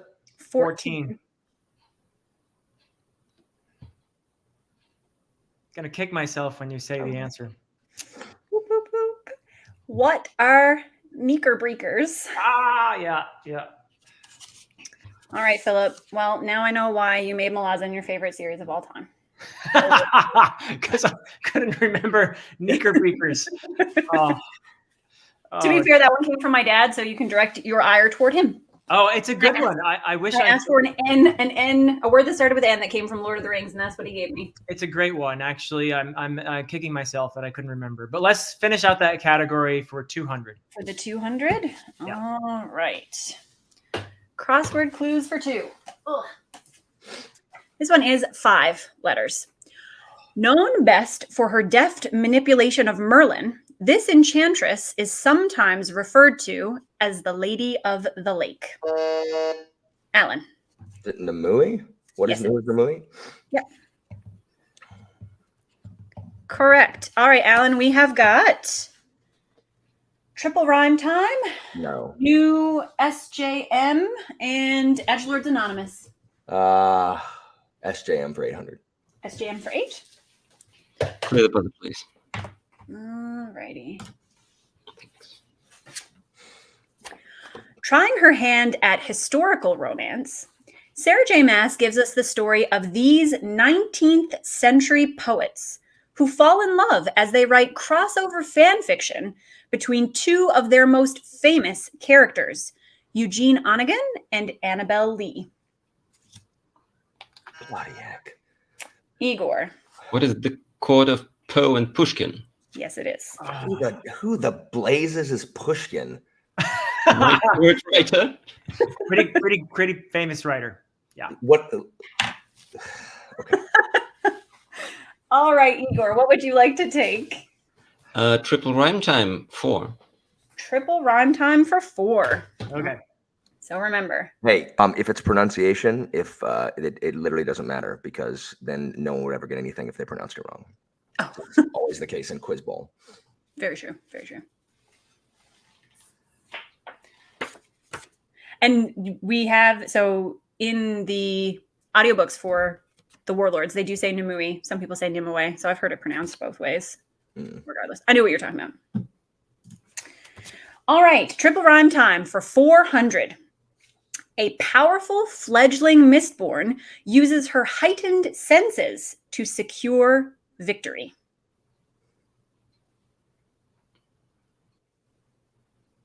Repeat. Yep. A powerful fledgling Mistborn uses her heightened senses to secure victory. All right, Alan. Ben's 10 win. Yes. Ooh. You are correct. Couldn't get the middle part of that one, huh? Okay, 10. All right. All right. I will clear that. Alan, where would you like to go now? SJM for 1,000. SJM for 1,000. Finishing out the SJM category. I don't remember what this one is. Okay, here we go. All right. Sarah J. Maas brings the heat in this fiery shifter romance. Dragons make the switch to human form as this treasure-hoarding denizen of the Lonely Mountain enacts an elaborate courting ritual for this eventual victim of Sigurd. Philip. What is the court of Smaug and Fafnir? Yes, good. Coming in for the 1,000. Igor, you were just right afterwards. Too slow on the buzz over there in Europe. All right, Philip, we have Edgelords Anonymous, or we have the end of triple rhyme time. We have 6, 8, and 1,000. Let's do triple rhyme time for 600. For 6. All right. This one's also really dumb. So just be warned. A lady of ill repute's brass instrument fashioned out of a tea time treat. Alan. A strumpet's crumpet trumpet. Yes. Yes, you did. Trumpet. I love it. Love it. All Alan, right. There could be a Thank new Evie nickname for that one. That was her brainchild. Whose was that? Evie's. All right. We've got the last two for triple rhyme time. Is that where you want to continue to go? Yep. All right. Triple rhyme time for 8. A cozy space for thieves, scoundrels, or ruffians to do some light reading. Igor. Is it a crook book nook? Yes, it is. Ooh, nice. All right. That brings you up to 46. All right. Would you like to close out the category, Igor? Yep. Yep. All righty. So the last triple rhyme time. Dr. Fantasy himself sponsors an intergalactic version of the Indy 500. Alan. Chase Space Race. Yes, indeed. The Chase Space Race. All right. Coming to a YouTube channel near you. Coming to a BookTube channel near you.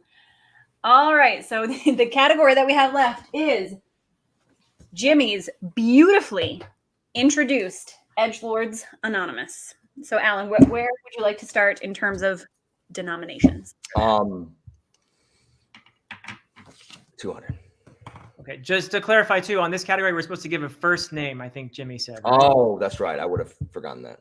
Yeah, Right. first name. First name only. So you want to start with 200? Yes, question mark. Yes, question mark. Okay. All right. I don't think my delivery can rival Jimmy's, but we will try. Clear the buzzer for me. I will clear the buzzer. Dear Diary, my ire is piqued. Thanks to so-called booktubers, I've become a laughingstock and the figurehead for these so-called edgelords.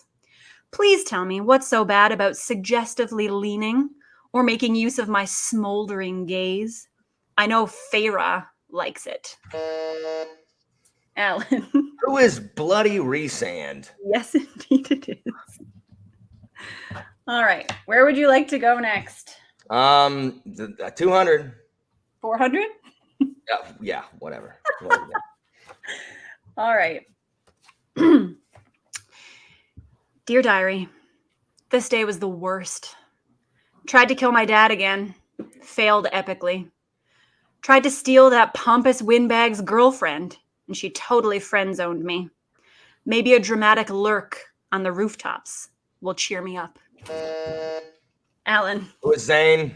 Yes, Zane.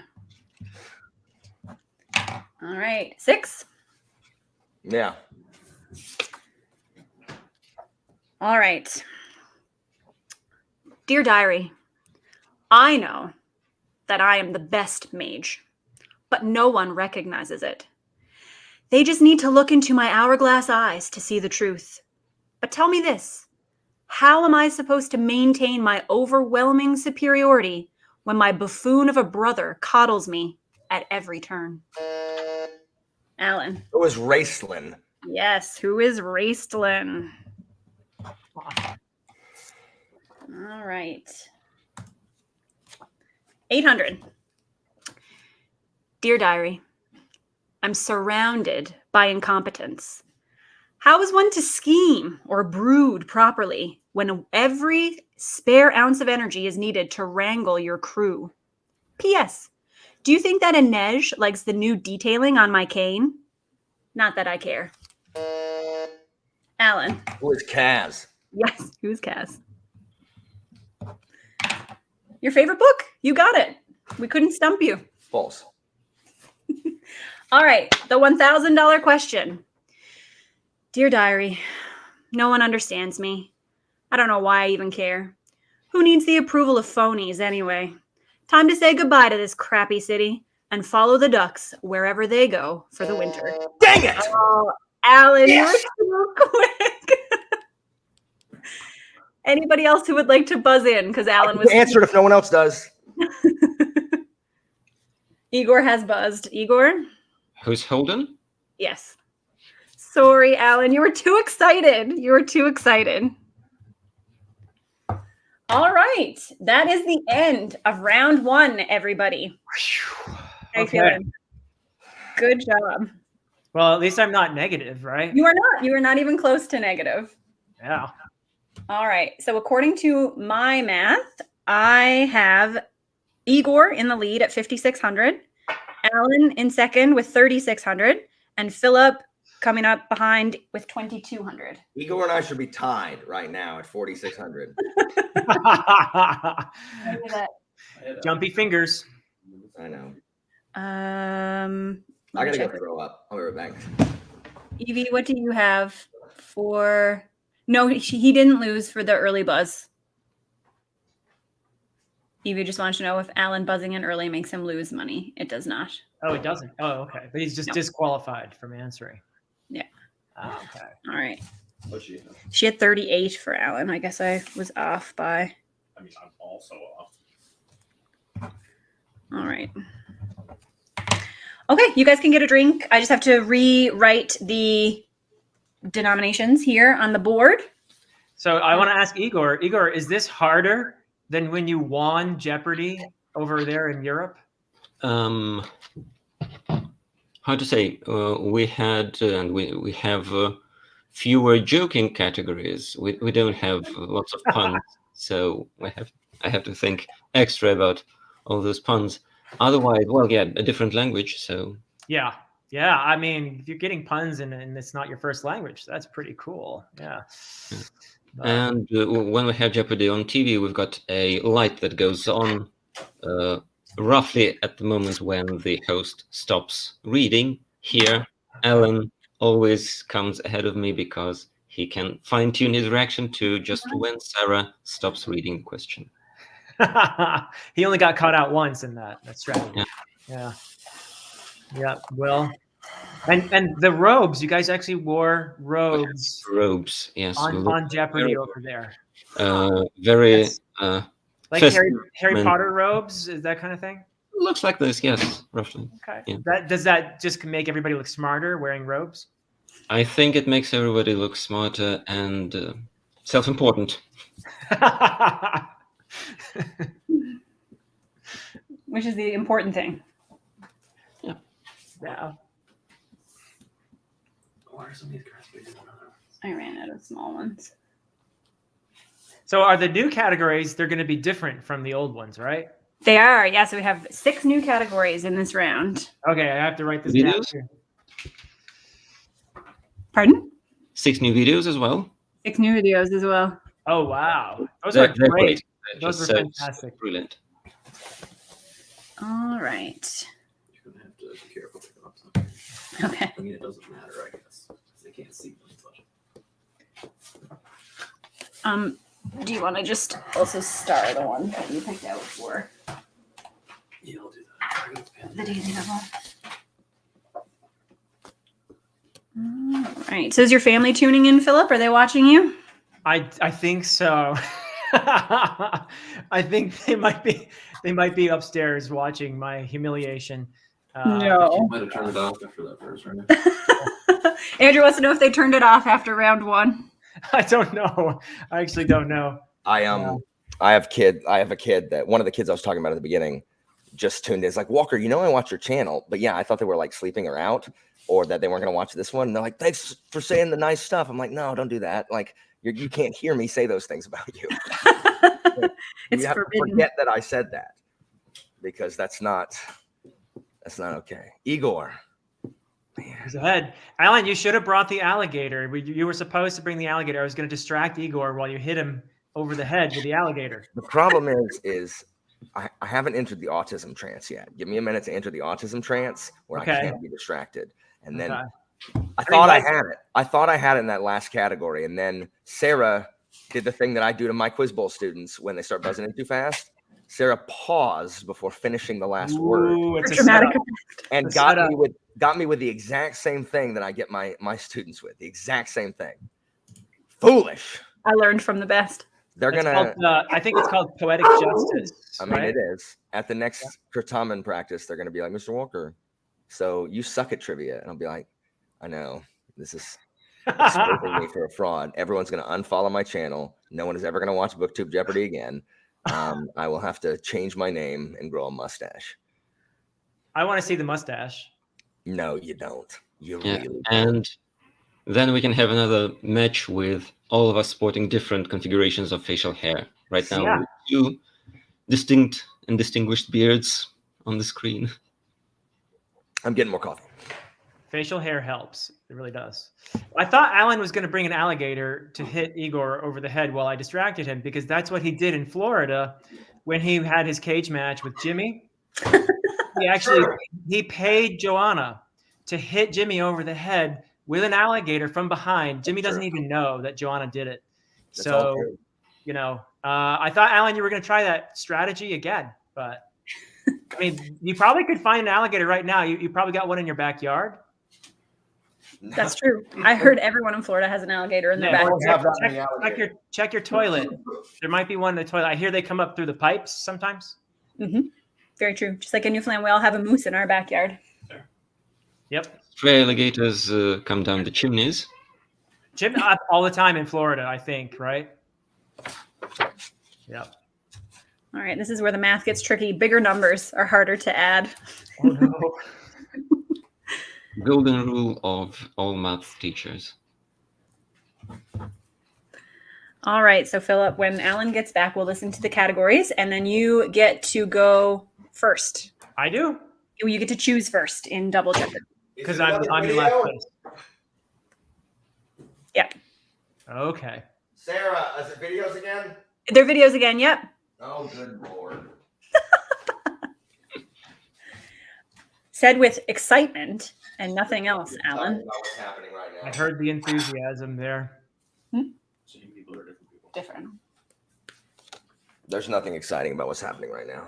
Nothing. Everything about what is happening is very exciting. No. You still have a chance, Alan. You still have a chance. Yes, I know, but Yeah.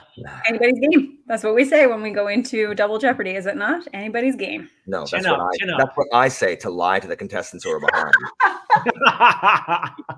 to make them feel better. All right, I am going to Not mute actually true.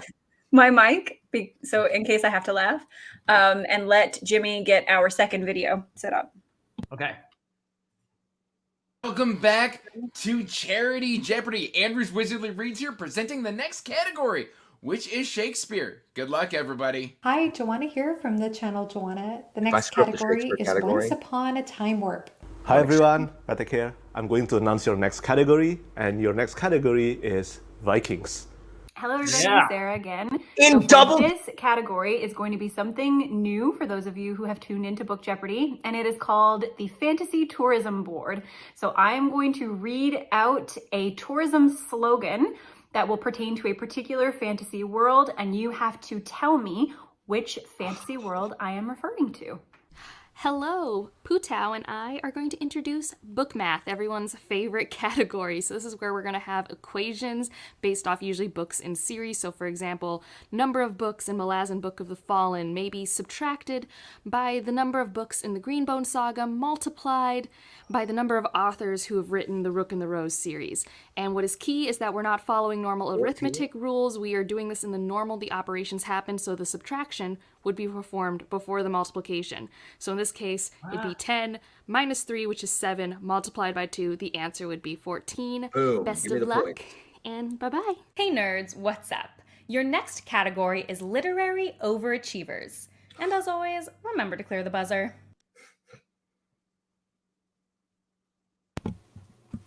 All Wait, right, so there's actual math in this?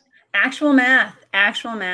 So wait, what was that about subtracting first before multiplying? What was that? Just do it in the order they come up in. So whatever I read, you do that first. Don't worry about any order of operations. It's just whatever I say first. And if Got I it. say the title of a book, so for example, if I said Jade Legacy, that would be a 3 because that is the third book in that series. So if I say nothing but a title, the number you ascribe to that is the number in sequence. I feel that there's aggression against me because there is not an alternate title or a perhaps in this whole game. And those are the two categories that I would dominate. Instead, y'all stuck Vikings in the double Jeopardy round.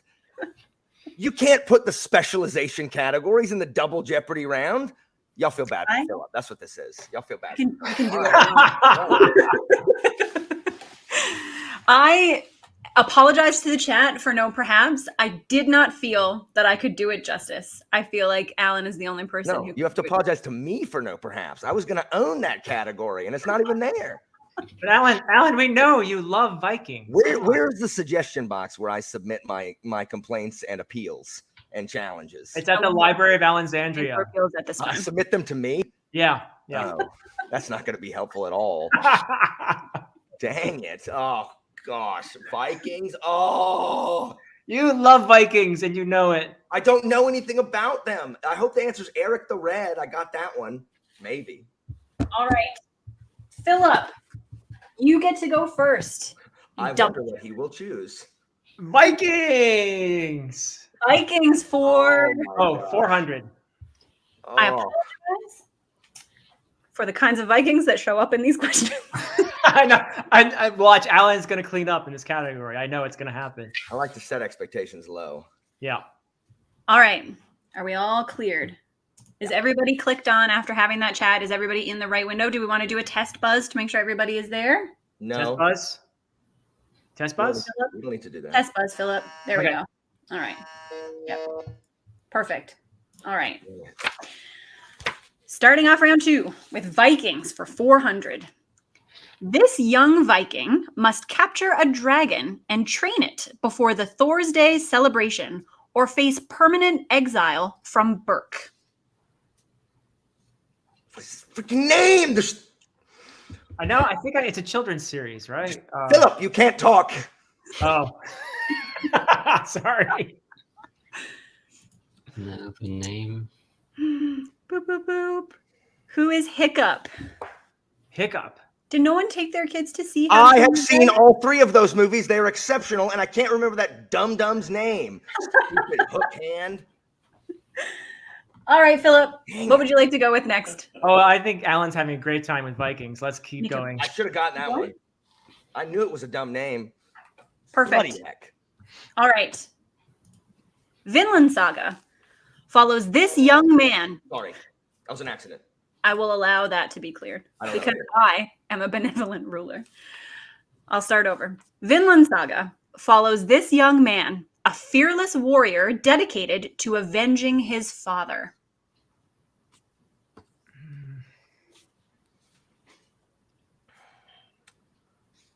Now I'm sad.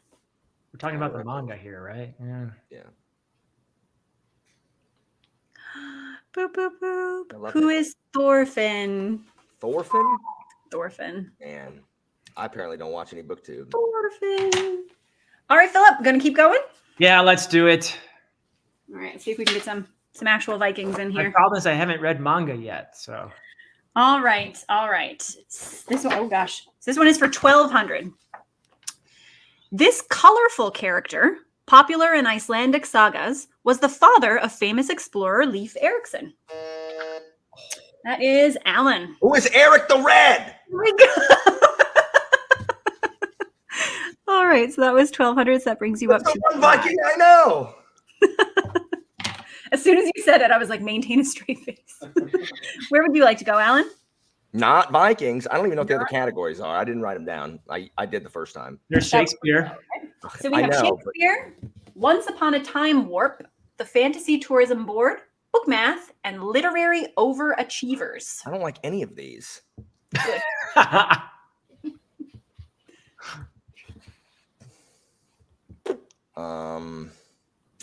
Bloody heck. Philip, you'll get us demonetized. Book Math, whatever. Let's do it. Book Math, whatever. Let's do it. For 400? Sure, why not? All right. Stretch. All right, book math for 4. The number of main series books in Robin Hobb's Realm of the Elderlings minus the number of planned books in the Red Rising series plus the number of books in Stephen Erickson's Malazan Book of the Fallen. Philip. I'm going to go out on a limb here because I don't know anything about Red Rising, but is it 19? It is not. Oof. I am sorry. But that's only for 400. Yeah.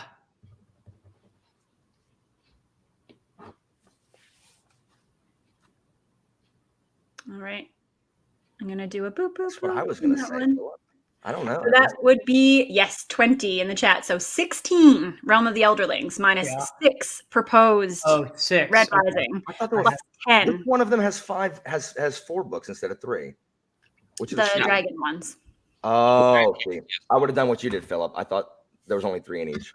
No, I did. I thought there would be 7 Red Rising books. Not 6. Well then I knew the Red Rising book one. Dang it. All right. That is still you, Alan. Oh, it is? Screw that. Shakespeare for 20 or 200, 400, whatever the first one is. I don't know how to play this game. Never played it before in my life. All right. Now, I expected everyone to know a lot about Shakespeare. So I'm going to get just lambasted if I don't know these questions. all right. 400. Though subtitles were common in the Elizabethan era, this play is the only one of Shakespeare to bear one during its original publication. So the only Shakespearean play originally published with a subtitle. I know what the subtitle is. I'm too cowardly. Igor. I'm trying to make a wild guess. What is the 12th night? It is 12th night, yes. All right. Igor, where would you like to go next? Vikings. All right, Vikings for the next one, which is 1600. Yes. That's unkind. All right, Vikings for 1600. Even Michael Crichton has dabbled in Viking-inspired literature, publishing this novel in 1976, which follows an ambassador from Baghdad as he is conscripted by a group of Vikings. I buzzed early. You did. We'll wait to see if anyone else buzzes, and then if not, you can take it. I think that's what you do, Alan. Yes, but Oh, Igor has buzzed. I'll try. I've seen the film, but I don't know the actual name of the book. But let's say who is or what is the 13th warrior? No, sorry. So that is 16. Alan? What is Eaters of the Dead? Yes. Yep. I almost said 13 Warrior too. That's the movie. That's the movie, right? The 13th Warrior. Yeah. Banderas and others. Is Antonio Banderas is in that? Yeah. All right. Yeah. Alan, so that becomes yours now. What would you like to do?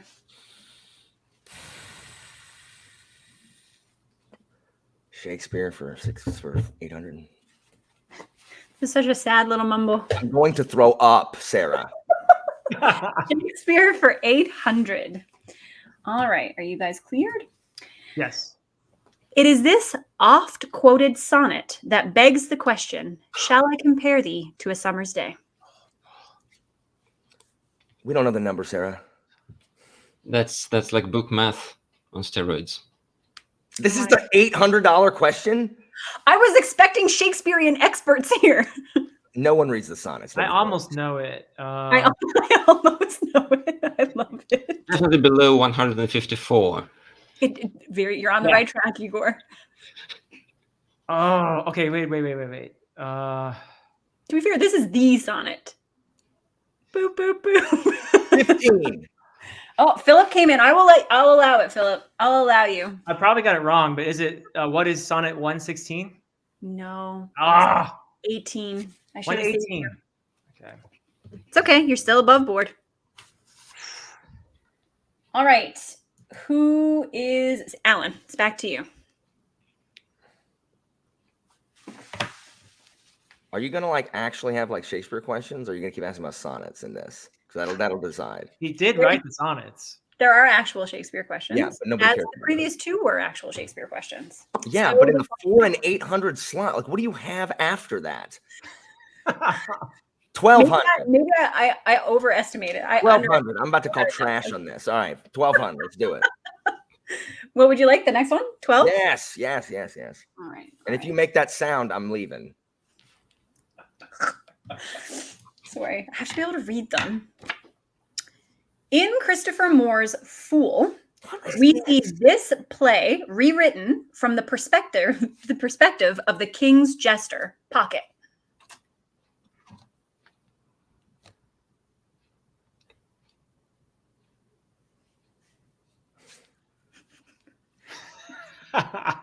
It's making it look like I don't know anything about Shakespeare. When I write the questions, they're easy questions. People just don't actually know any Shakespeare.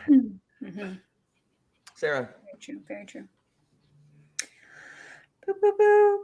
The answer is, what is King Lear? Oh, I was actually going to say that. Bummer. Okay. Don't lose your confidence, Philip. All right. All right. To buzz or not to buzz? That is the question. That's not the question. I know that you're going to get mad at one of these questions and be like, why is this down here when all those other ones were up here? So I apologize. I'm not good at deciding which ones are hard, apparently. Would you like to continue with Shakespeare? No. Okay, where would you like to go? Book math for 400. Book math? For 800. For 800? Don't know this either. I believe in you. No one else does in my entire life. Oh, we all believe in you, Alan.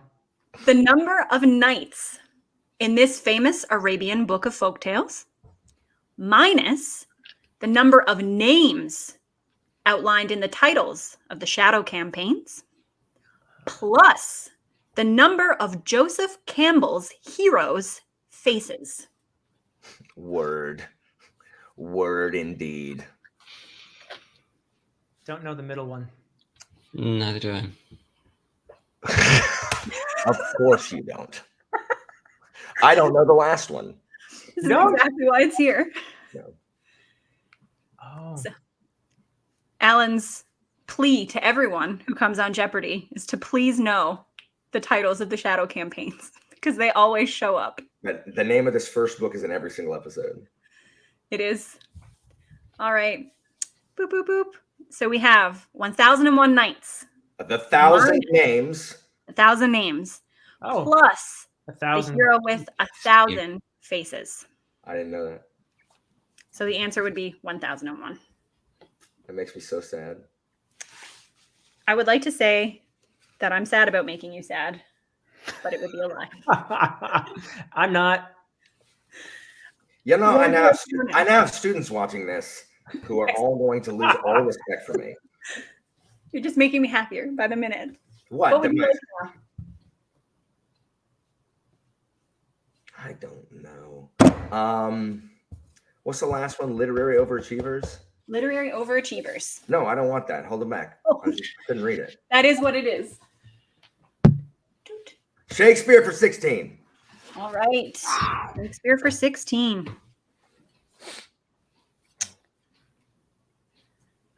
This play by Tom Stoppard, first staged in 1966, follows two courtiers from Hamlet and has drawn comparisons to Beckett's Waiting for Godot.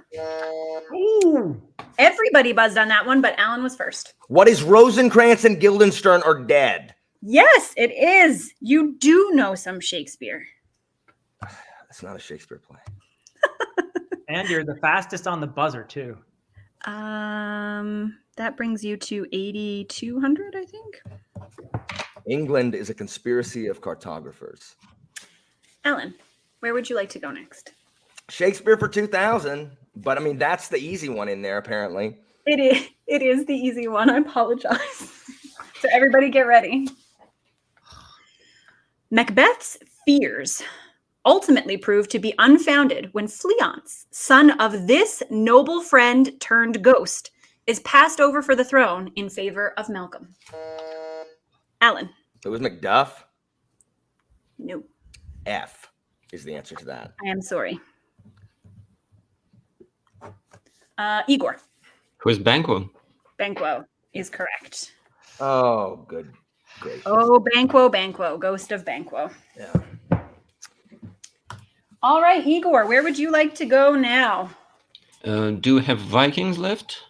Sure. We do. We have one Viking. No. 2000. One Viking for 2000. All right.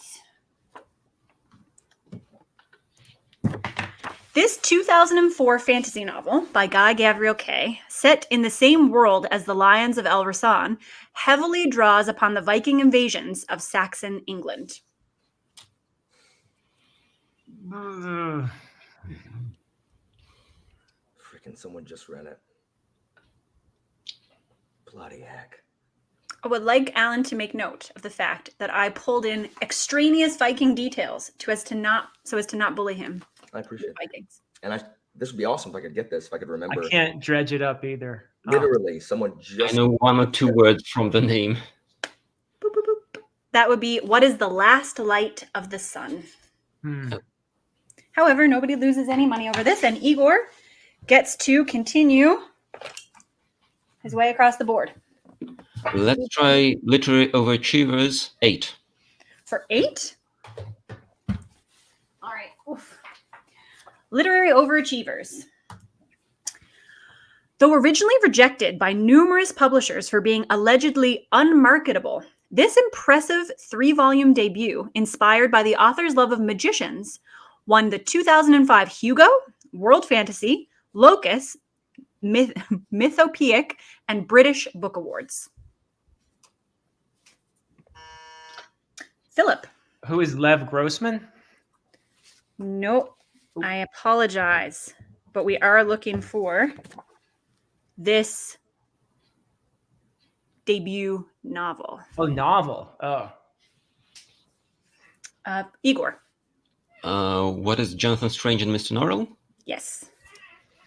Oh, I thought you said there was a trilogy. Ah. Nope, Something like 3 volumes. Volumes Oh, make 3 up volumes. the book. Okay. Sorry for that craftiness there. I didn't even understand the question either, Philip. I thought it was 3 books also. Ah. All right. That was for 8. Igor, where would you like to go now? Let's go further for 12. Which one for 12, sorry? The same category. The same category. Literary Overachievers for 12.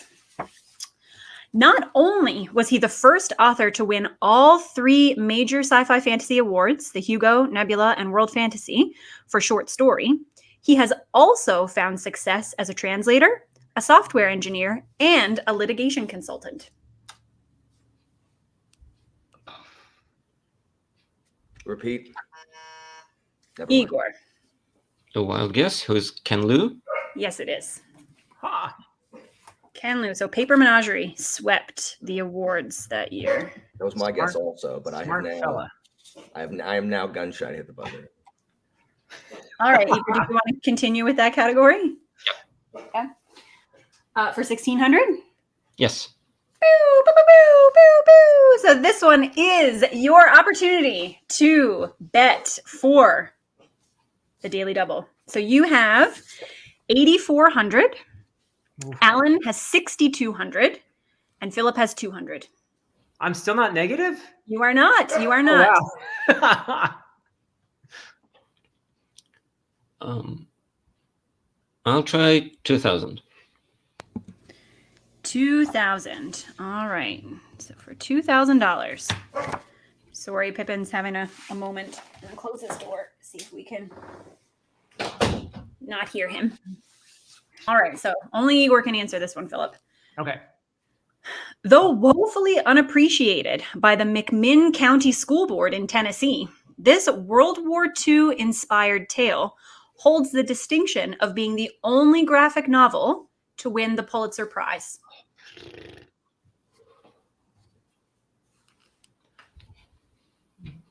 My only guess would be, what is Mouse? It is. It is Mouse, which was just in the news because of its banning in Tennessee. And then sold out copies. You can get a copy. All right. So good job, Igor. Excellent. All right. Make sure I'm not muted. Where would you like to go next, Igor? Could you show the board again? Second. Yeah. So we have, I got to erase for literary overachievers, we have 4 and 2. And then we have the rest. Let's try the tourism board for 400. Yeah. Let's try. All right. So this one, like I said, is going to be more of like a tourism ad, let's say. So I'm going to give you a tourism ad that will describe a fantasy world, and you have to tell me what the fantasy world is. So not the name of the book, but the name of the world. Not the book, the name of the world. So Okay. if it were, the world in Lord of the Rings, you would say, what is Middle-earth? Yep, gotcha. All right.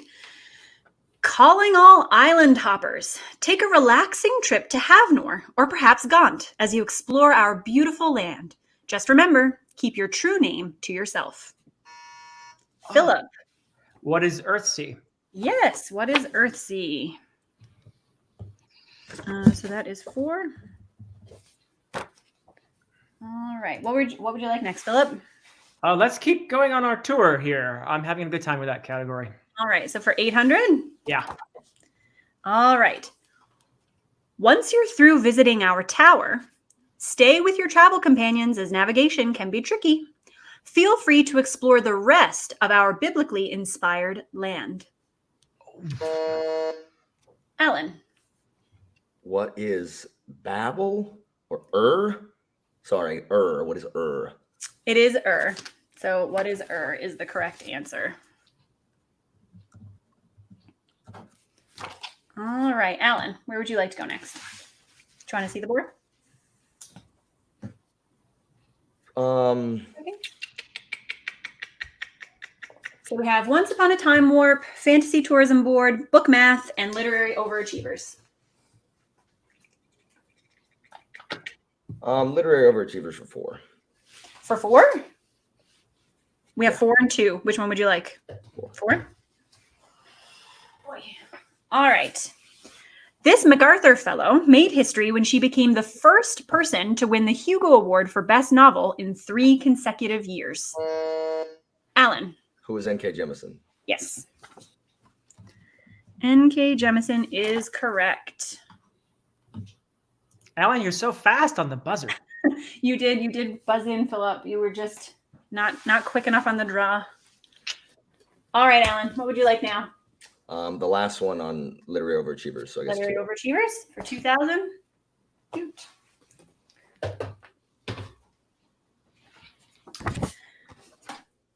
Though he began his career as a journalist, this Colombian author, the first from his country to receive the Nobel Prize for Literature, is best known for his novels and for the popularization of magical realism. Igor. Who's Gabriel Garcia Marquez? Yes. Igor is always coming in for the $2,000 questions. He is swooping in for the 2000s. All right, Igor. So we have Book Math, Fantasy Tourism Board, and Once Upon a Time Warp left over. Tourism board. All right. Tourism Board for 12. Yep. All right. This spring, visit our rugged shores. We have half a dozen destinations to choose from, all perfect for nature enthusiasts. However, do mind the travel advisories and be wary of red ships and keep your wit to yourself.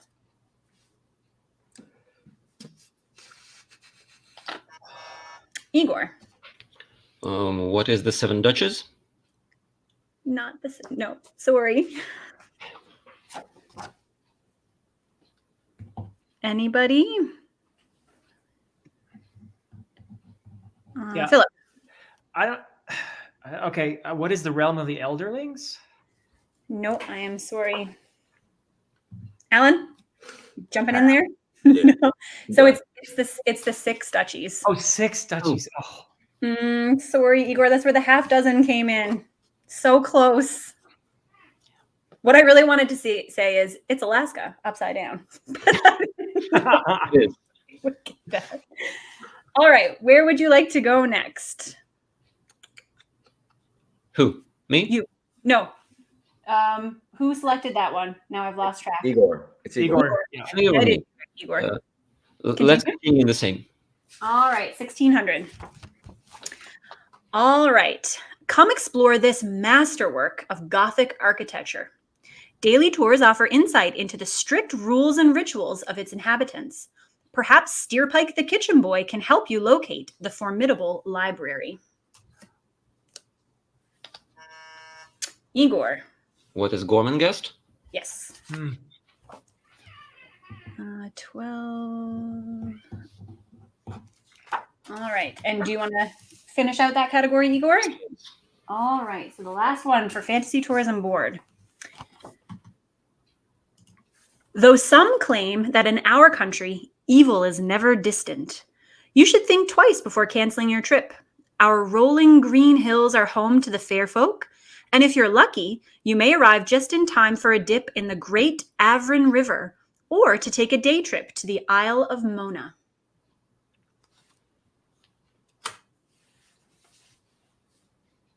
This one was written for you, Philip. I mean, I feel like I should be answering this one. Well, Philip. Snagging points. Avron, Isle of Mona. Huh. Sorry to put you on the spot. Yeah, well, it's okay. Boop, boop, boop. That is what is Prydain. Oh, Prydain. Okay. Oh, there we go. Prydain. Yeah. Good thing I didn't have to answer. What is that? That's Philip's favorite childhood fantasy series. It is. It's Lloyd Alexander's I don't know what Chronicles that of Prydain. is. Yeah. That's why it was 2000, Alan. But it's been like, because I'm 150 years old, it's been 145 years since I read it. Since you read it. That's true. I should have taken time into consideration when I was making these questions. All right, Igor. We have got Once Upon a Time Warp, everything. And then we have 12, 16, and 2000 in book math. Let's try Once Upon a Time Warp for 4. For 4? All right. What's this category going to be? This first book in a planned 10-volume series follows a 20th century woman who travels back in time to 18th century Scotland. Oh. Alan. What is Outlander? Yes. Outlander is correct. All right, Alan, where would you like to go now? Book math or time warp? Book math, why not? For 12? That's the Sure. lowest. All right. 0. Book math. 0 is the amount I would like to wager if you're going to give me that noise. It's not the Daily Double. Good. The number of Austen novels named after estates. Ooh. So named after estates. Oh. Times the number of Bronte sisters plus the year of original publication of Mary Shelley's most famous work. Oh my God. Would you like me to repeat it? The number of Austen novels named after estates times the number of Bronte sisters plus the original year of publication of Mary Shelley's most famous work. I'm not so sure about the first one. I think y'all think my questions are harder than they are. We'll do a poll at the end and see if people think this was harder. This is, in fact, an EV question, Kate. You are correct. Yeah, it sounds like it would be. Yeah. Boop, boop, boop. So we have 2 Austen novels named after estates, Mansfield Park and Northanger Abbey. Okay. And we have 3 Bronte sisters. I got that as well. Yeah. And we have Frankenstein being published in 1818. Yeah. Which gives us 1824. I didn't know 1818. I thought it was 1812, but that's a war. Yeah. Alan, where would you like to go next? Oh, the other one. Whatever the next one is. 800? Yeah. What is the category? Once Upon a Time Warp. Okay. Oh, sure. Why not? This standalone, written by Octavia E. Butler, is set both in the 1970s and the early 1800s. Oh. Alan. The Kindred. What is Kindred? Yes, what is Kindred? And that was 800. All right. Where would you like to go next? Time warp or book math? The next one.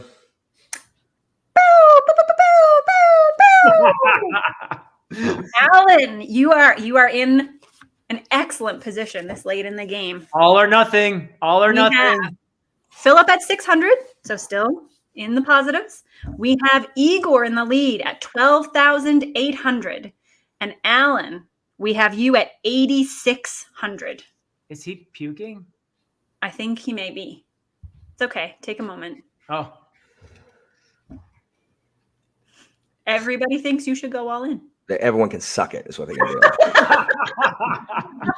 I wish I had a clip of you bullying people. There is no one who has wagered everything with this much on the line. No one. If they wagered all, you've got 2,000 points.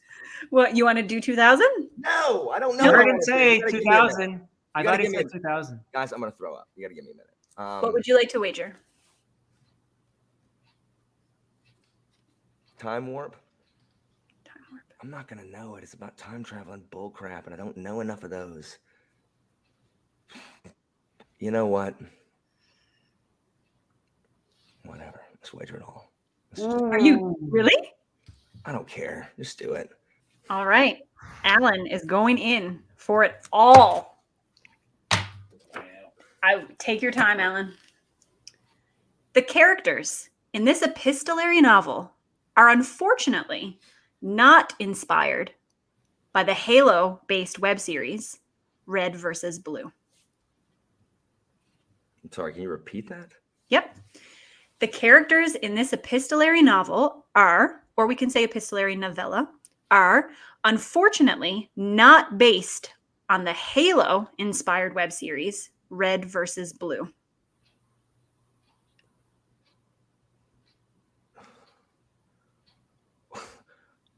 What is purple and black?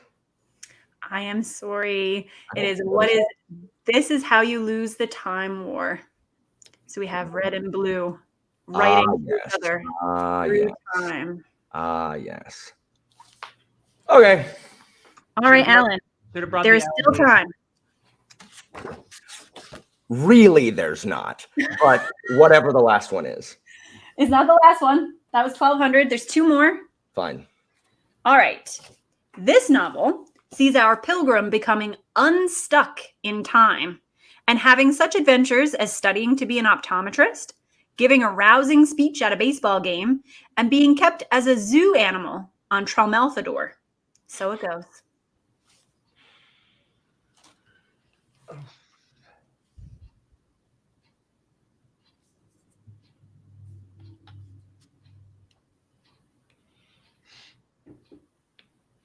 Boop, boop, boop. Word. The answer is, what is Slaughterhouse 5? So you have Billy Pilgrim being unstuck from time. Sure. Would you like to go for 2,000 in that category, Alan? Oh, it's still me? It's still you? I don't care. That's fine. 2,000 is good. All right. While originally published as Bid Time Return, Richard Matheson's 1975 sci-fi novel was republished as this after the 1980 film starring Christopher Reeve and Jane Seymour. Oh. So this was the name of the movie which the book had adapted. Alan. What is Highlander? I am sorry. That is incorrect. It is What is Somewhere in Time. I'm not going to get to play Final Jeopardy. I will allow you to play. No. You don't change the rules for me. Get out of here. I'm going to watch them play. All right. We have, Alan, Book Math 16 and Book Math 2. Book Math for 2. I'm going to get a Book 0. Math for 2 to get yourself out of the hole. You are at minus 2,000 right now. I know what I'm at. We believe in you, Alan. You can do it.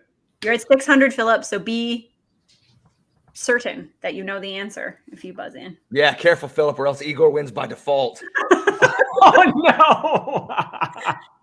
All right. We have The Wolf from Under the Northern Sky series.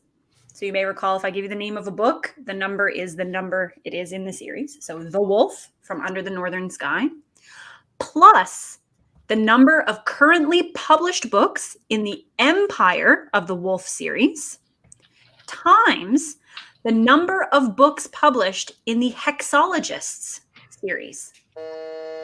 Alan. What is 0? 0 is correct. the hexologist Whoosh. Maya Bancroft's upcoming series, and anything times 0 If I don't get this next question, it doesn't matter. is 0. All right, Alan, this is big pressure. If you get this one, everybody can play. Yeah, I know. I know. The number of books in Octavia E. Butler's Patternist series plus the number of books in her Xenogenesis series plus the number of written works in her Earthseed series. Who likes Octavia E. Butler in this game? The person that wrote this question. I like Octavia Butler. Do you, though? Because you don't know the answer to this, Philip. I don't know the answer to this. So, Yeah. congrats, guys. Well done. Well done indeed. All right. We I have indeed 5. served my crow. We have 5 Patternist books, 3 Xenogenesis books, and 2 Earthseed books, which gives us 10. And that is it. I was about to say 10. We are down. We are down. Alan, you can feel free to still answer the question if you would like to. Sure. Oh, But you just are wait. coming in- This is the part where I write something, right? This is where your pencil comes through for you, Philip. There we go. So this is Final Jeopardy.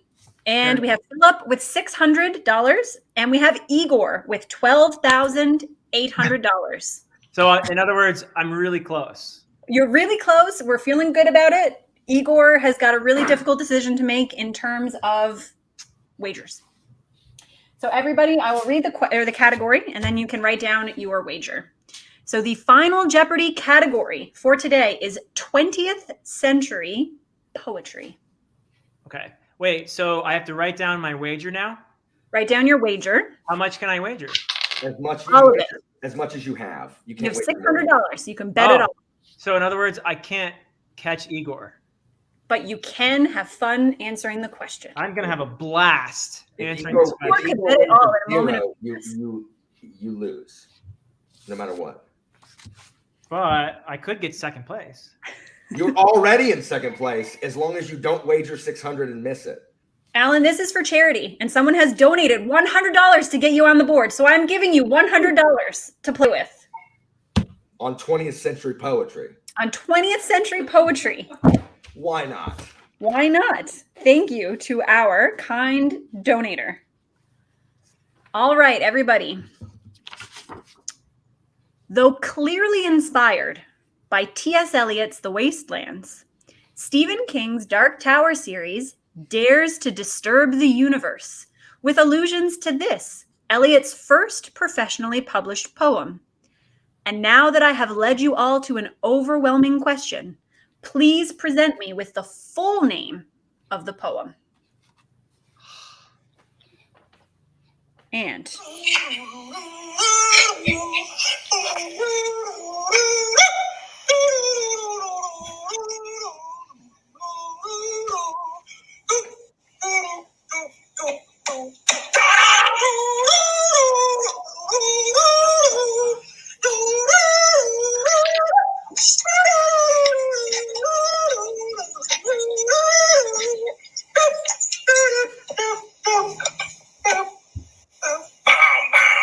Is that what I sound like? Oh my. All right. I could not do that justice. So I relied on a greater man than I. All right. I'm gonna. All right, Alan. I'm gonna you try were to in keep third digging here. place. What was your answer? My answer was Child Roland to the Dark Tower came. Good guess, but not correct. Well, That is it's about par for the course. Robert Browning. Oh, Philip, you are coming in with your guess next. $600. What was your answer? I actually had no clue. The only other poem I know by him is the love song of J. Alfred Prufrock. You are correct. It is the love song of J. Alfred Prufrock. Oh, Philip comes in to Nice bring the job, score to $1,200. Redeeming his name, he is allowed to stay at home with his family for the rest of the night. Igor, what was your wager and response? Oh, does it see anything? Does it show anything? We can't see it. Can we change anything about the lighting? If you hold it up in front of your face. Green. Maybe if you put it really close. Oh, there you go. Yeah. $1,800. And raise But it up. unfortunately, I failed with the title. Machine. Oh, Philip.